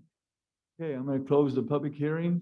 Thank you all for being here, and we've lots of opinions and lots of ideas, so bring it back to the board to discuss. And who would like to speak first? Supervisor Rogers. There was a lot of good ideas brought forth by various people, and I think among them, I really like the getting the budget adjustment as soon as possible so the fees can be reduced. The economic impact on farming is something I've been kind of banging on since we started this with. We need to understand not only the impact on farming, but on Madera County in general, what the, in anything we do environmental impact, we do economic impact studies. How come we didn't do one for this? I mean, this is a big issue. This is really, really going to affect not only farming, but the county itself and the people that depend on the county. One of the ideas that was really excellent was expanding the vendors for meter certification to include water companies, well pump companies that install pumps and meters. These guys know how to do this stuff, and they could get those certifications and be able to do them. And I believe that we should have a definite plan on that. And that would be a meter cert the first year that we decide to institute that, a meter certification. And then after that, the meter is presumed accurate unless we prove otherwise. Now that very presumption is in California water code, that the meter of the farmer should be presumed accurate unless we prove otherwise. The burden of proof is on us, not on you. You shouldn't have to prove whether or not your meter is accurate. We get it certified the first year, and then the burden of proof is on us. And what we could do is use Land IQ or some other fairly accurate satellite tool to determine whether an audit is necessary or not. We can look at the land, and they turned in 4 acre-feet per acre, but the satellite shows that they use 10. I'm just using an illustration here.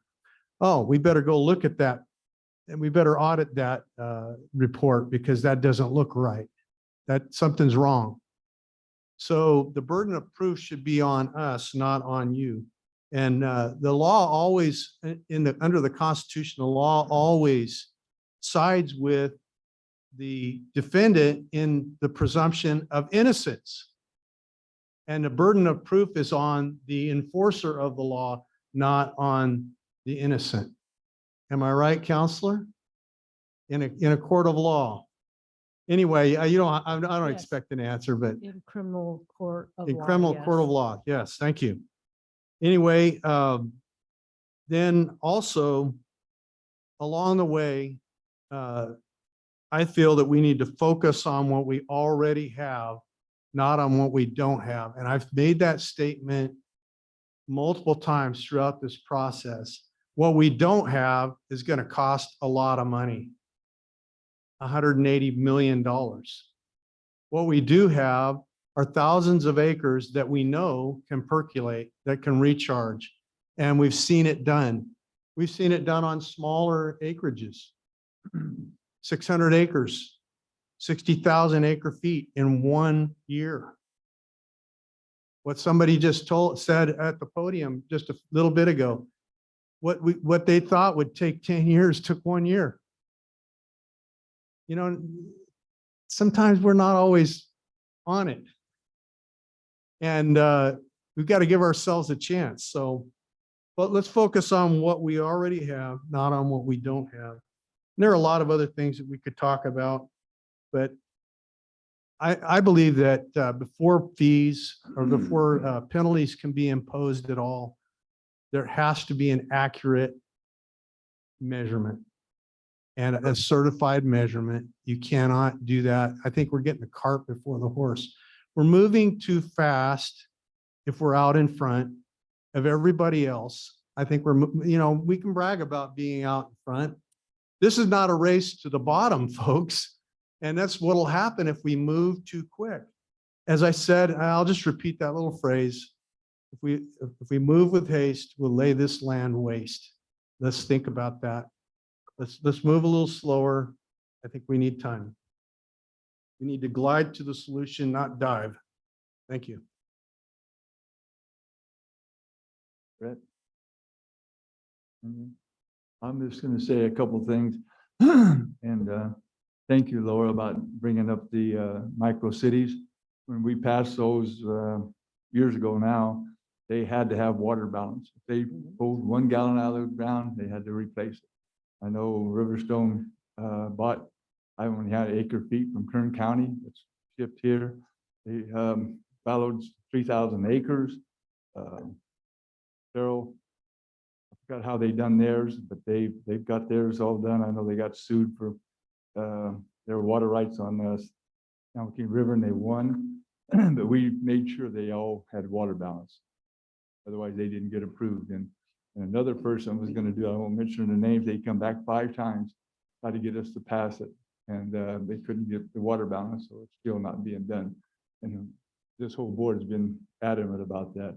I know a lot of you think I just lived up in the mountains, but my grandpa came out here from Texas with my dad when he was 16 years old to hop a train and came out here to Selma.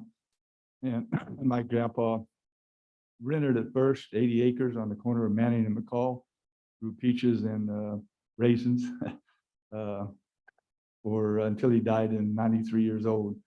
And then my boss, Wiley, I worked for that ranch, cattle ranch up there, 4,500 acres for 41 years. But we also had 240 acres right down here, just past the fairgrounds.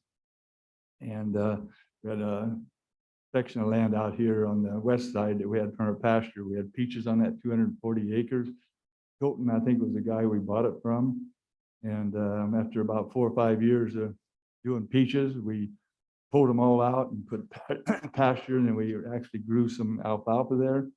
And we had a well there on the the old Madera ranch. It was 36 acres on the south side of, remember that road that goes by Walmart there.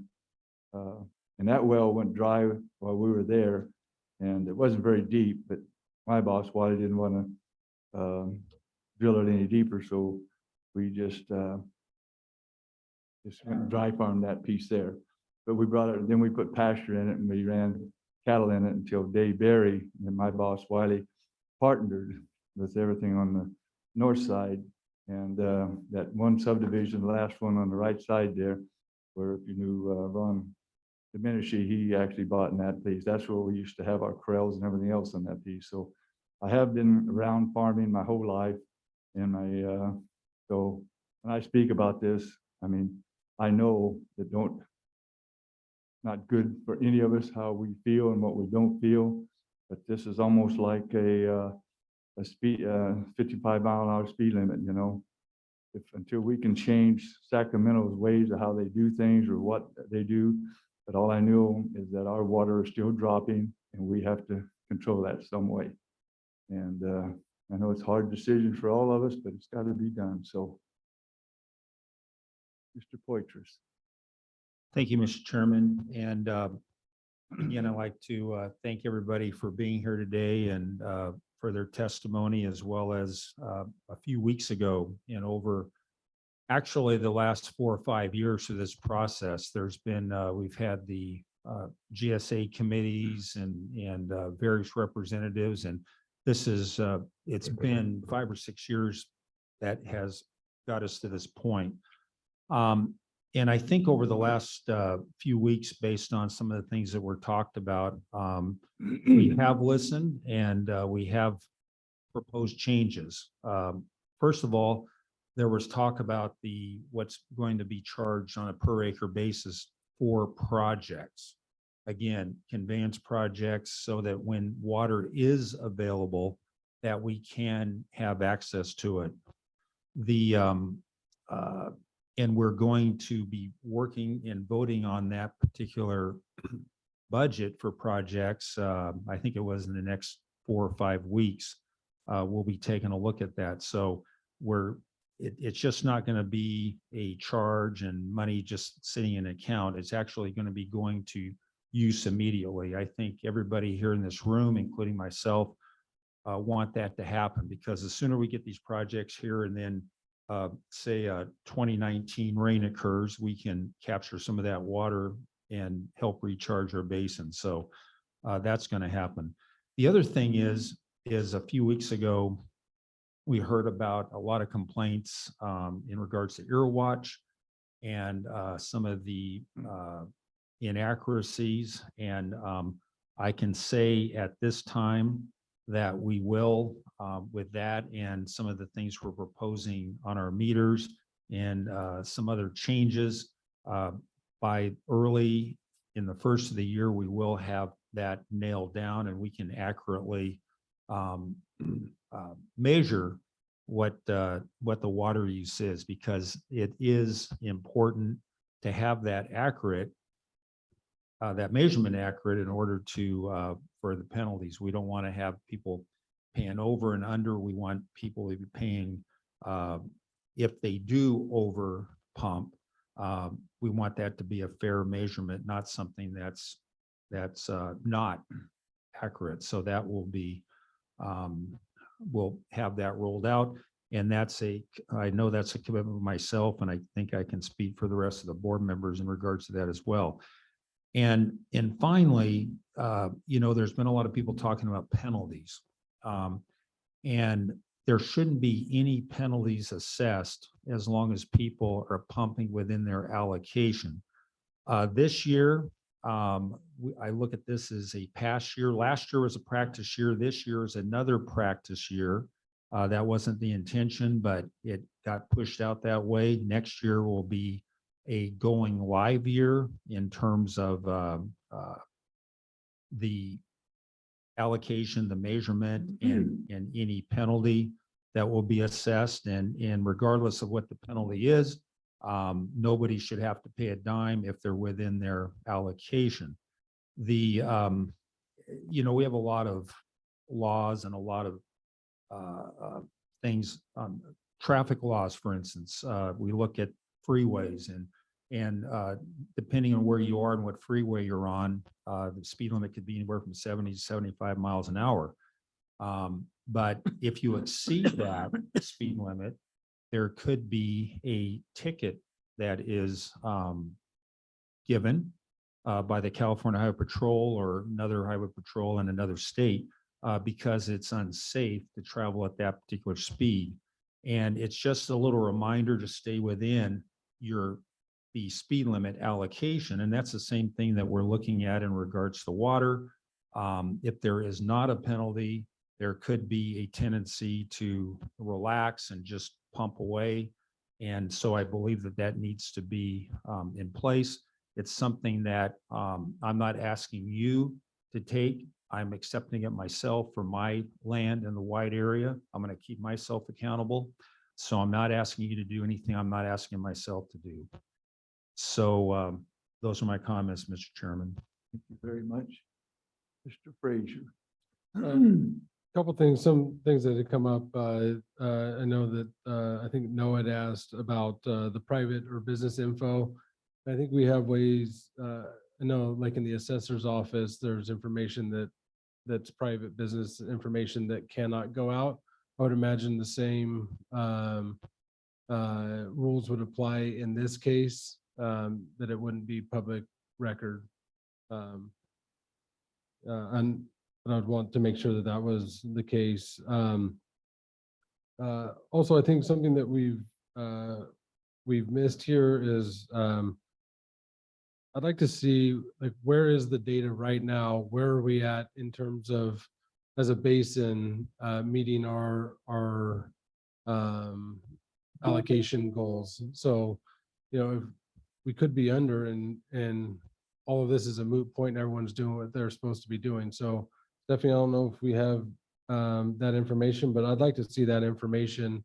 And if we're just barely over, I don't think the penalty needs to be as stiff, right? It means that people are in compliance and doing the right things for the right reasons. If we're way out, before we set a fee or a penalty, I'd like to know, where are we actually at in terms of our water usage in the basins. Okay. Thank you for your question. Sorry. Yeah, So it's an actual question, not a statement. In the Madera subbasin, about a third of the farm units are over their allocation. And in the Chowchilla subbasin, about half of the farm units are over their allocation. And then as a basin as a whole. That's based on what though? Well, it's obviously on Watch, so we don't have any other way to measure it. That's right. Let's see. The total ETAW in the Madera subbasin is about 172,000 out of 196,000. So pretty close. You can divide for the percent. And of course, in the Chowchilla subbasin, 84,000 out of 87,000 acre feet. And then, I don't have Delta. okay. And then there's probably some more irrigation that's going to go on like post-harvest. Well, that's right. And we've talked repeatedly about when you're using satellite data, you look at the year. So this is from, a week or two ago, but we would need to take that through December for you to know who was over and who was under. So if some are over, so it looks like as a basin, we're below, and that's because there's people that have taken out crops. There's probably people that are a benefit to it. If a third is over their allocation, that means 66% of growers are in compliance or below. That's right. I mean, it also suggests that there's some folks who are way over. Yeah, right. So thank you very much for that. I've been wondering that for the whole time, but I mean, that paints a.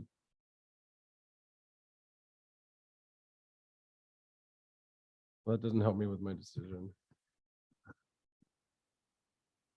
Okay. Trust me, no one wants to kick this down the road more than I do. I'd like it to be 3 months from now, but Mr. Torossan, what you said, you know, about being someone with grit and integrity, it actually, I think, pushed a little bit more on my heart to stand up here and figure this out and not just kick it down the road. But I think we can get there. I think it's going to take some more debate and until we get there. Mr. Chairman, are you prepared for a motion? Okay. I'm looking at item 7A1. And I would like to make a motion to approve the proposed resolution for the Chowchilla subbasin with a penalty at $500 an acre foot. And as is mentioned, the additional $1,000 per unit one-time penalty. Okay, we got a second?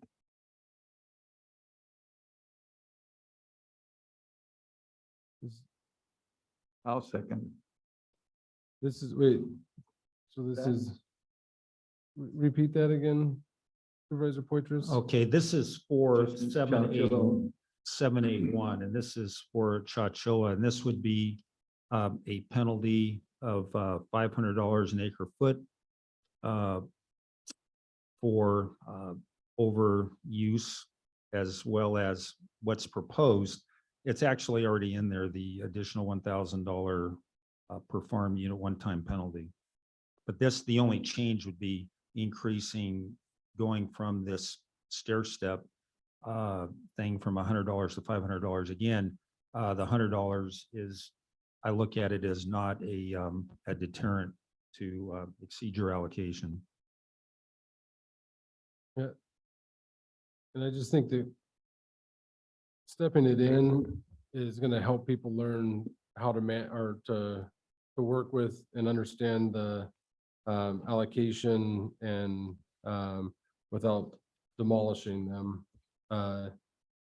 Knowing that there is somewhat of a penalty, but it helps to understand we're not going to get, this is going to take a long time for, like, it took us a long time to get into this hole. It's going to take us a long time to get out.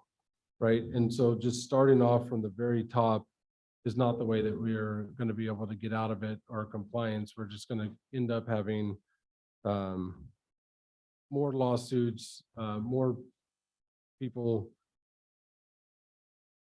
going the way of civil disobedience. And I don't think that's going to be a positive thing moving forward for us. I wouldn't be able to support it starting at the 500.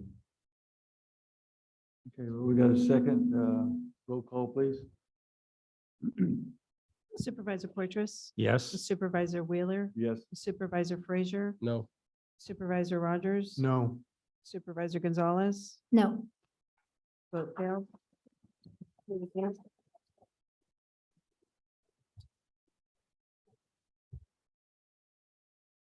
Mr. Chairman, I agree with Supervisor Frazier's in that we should tier it in and, you know, after the first year, we can reassess.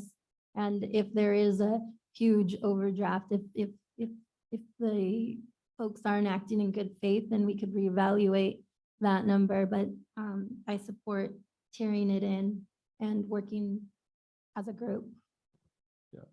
I too like the idea of tiering when that comes, when the penalty comes in. I noticed that it was in quite a few of the GSAs to the south of us. That does appeal to me, because if a person is attempting to comply and they've gone over, 10% and we have no buffer, there'd be a much smaller penalty on 10%. On the first 50% of that than there would on, using the entire 100%. So the tiering really makes sense as far as not being punitive, being more reasonable as to a variation, a small variation. Yeah, and also the goal is compliance, and I think I hear from everybody that everybody wants to be in compliance, right? And I think everyone understands that there needs to be a penalty of some sort, but not starting at that higher level. But my challenge too, because we've been challenged very a lot, right? To fight for you and to do all those things.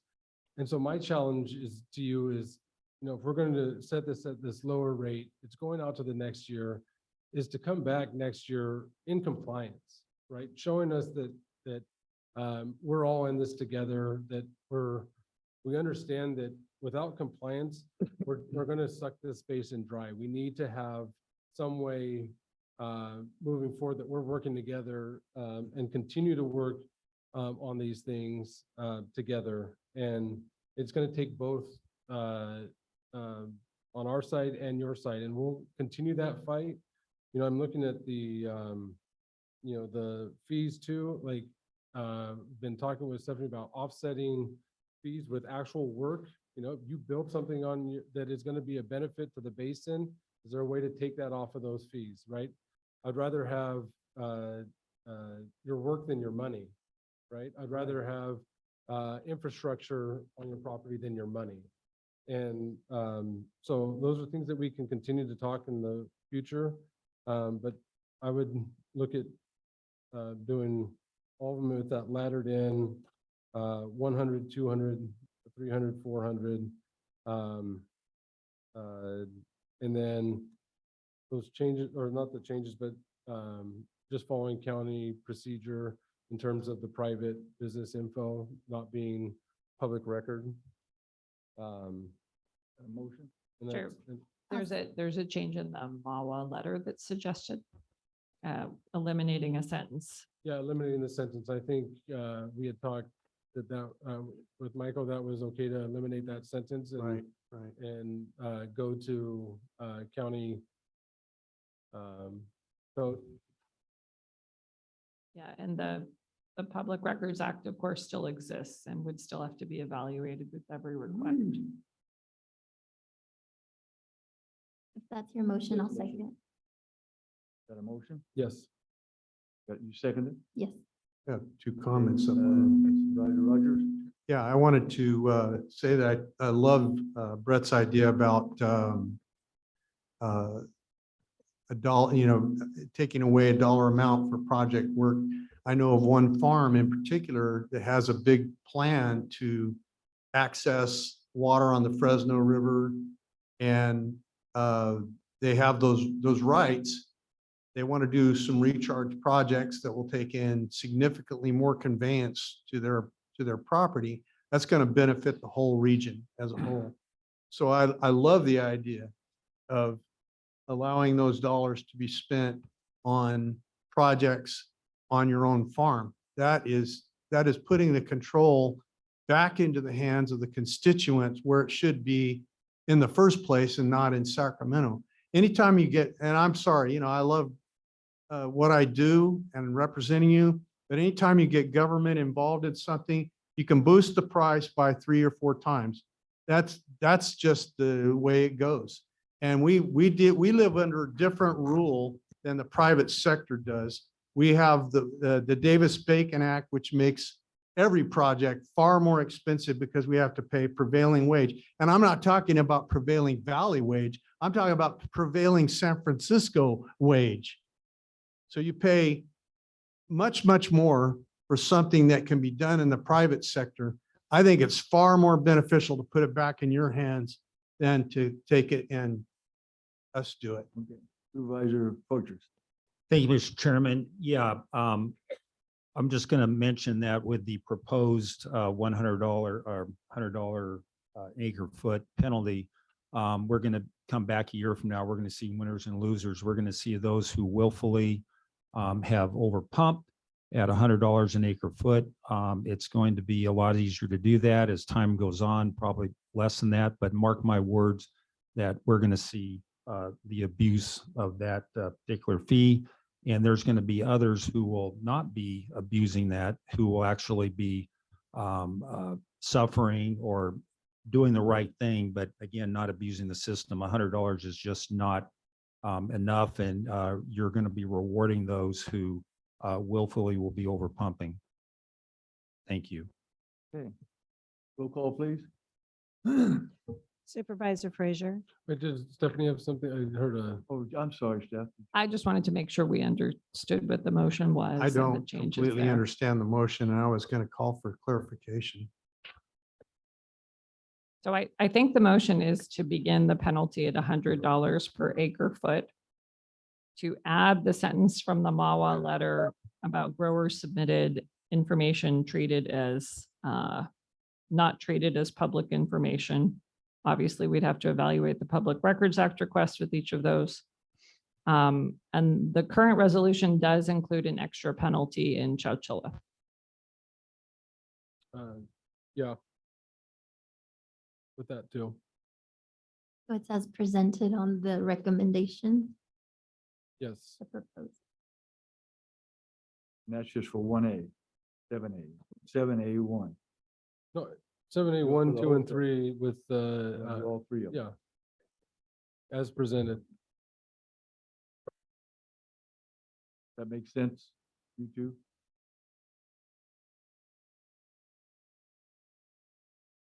We just wanted to clarify that the resolution as presented is $100 for 2023. Your board has the ability to revisit resolutions at any time, but if you did not, it would go up to $200 the next year, and then 300, 400, being capped at 500 after 5 years.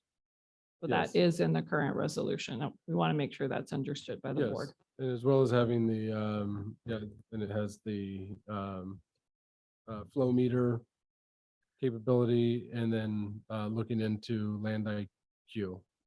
The current resolution includes a pathway for getting a meter pre-approved. It does include, as you heard from Ms. Ramos, the importance of installing a meter correctly and maintaining it.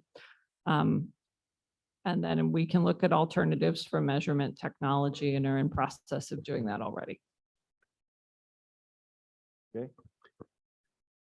Yeah, I'm going to have a tough time voting for this Second. at all. Oh, I thought you said That's that. good. Oh, we're done. Okay, no, Yeah. he's okay now. I'm going to have tough time voting for this at all, but because I don't think we're ready, but the, I absolutely, a deal killer for me is $1,000 on Chowchilla, and not when we have, we have a group that is attempting to put together an MOU with reasonable speed and ready to put money into escrow to do well mitigation and all of those kind of things. I just have a tough time with this. But I believe my colleagues are headed in the right direction, and I want to thank All right, to them get it for passed, that. I'm going to take that out. Or you could take it out if you add a clause that says that penalty of additional $1,000 doesn't apply if they put money in an escrow account or fund projects. Yeah, let's do that. I'll add that to the motion.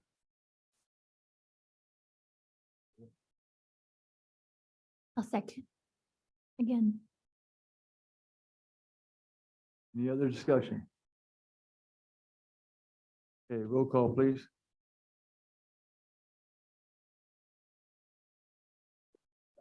Supervisor Frazier, Yes. Supervisor Gonzalez. Yes. Supervisor Rogers, Supervisor Poythress, I was going to vote no, but otherwise this thing will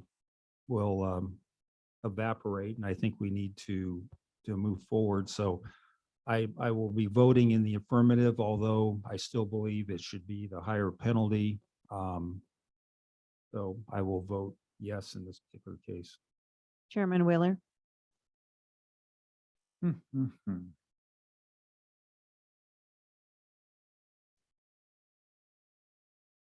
feel the same way that Rob does. I think we're starting out way too low, and I think the farmer's gonna take advantage of that, the one that got the money to go ahead and overdraft and only have to pay $100.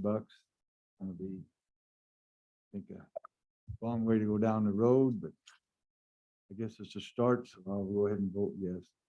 vote passes 4-1. thank everybody for showing up, and we'll move on to the agenda. Any staff reports from Jay Varney? I will be attending the San Joaquin Valley Regional Association of California Counties this week in Kings County, and that group runs from San Joaquin down the valley down to Kern. So that should be an interesting day and a half. Yep. That's the extent of my report. No report, Chair. Thank you. Okay, we're gonna go back into closed session now to finish our closed session that we didn't get done earlier. We'll go do that right now. Thank you, everybody.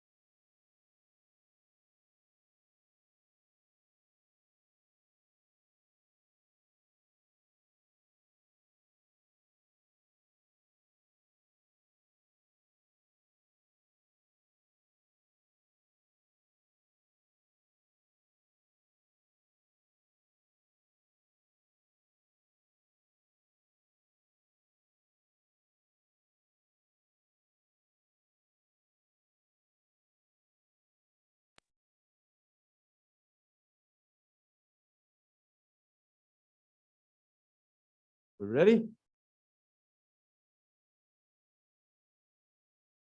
3, 4, 2, 1. Ready? Ready? Okay, we're done. Any reportable action? No reportable action from your closed session. Okay, I'll close this meeting and we'll see everybody the 4th.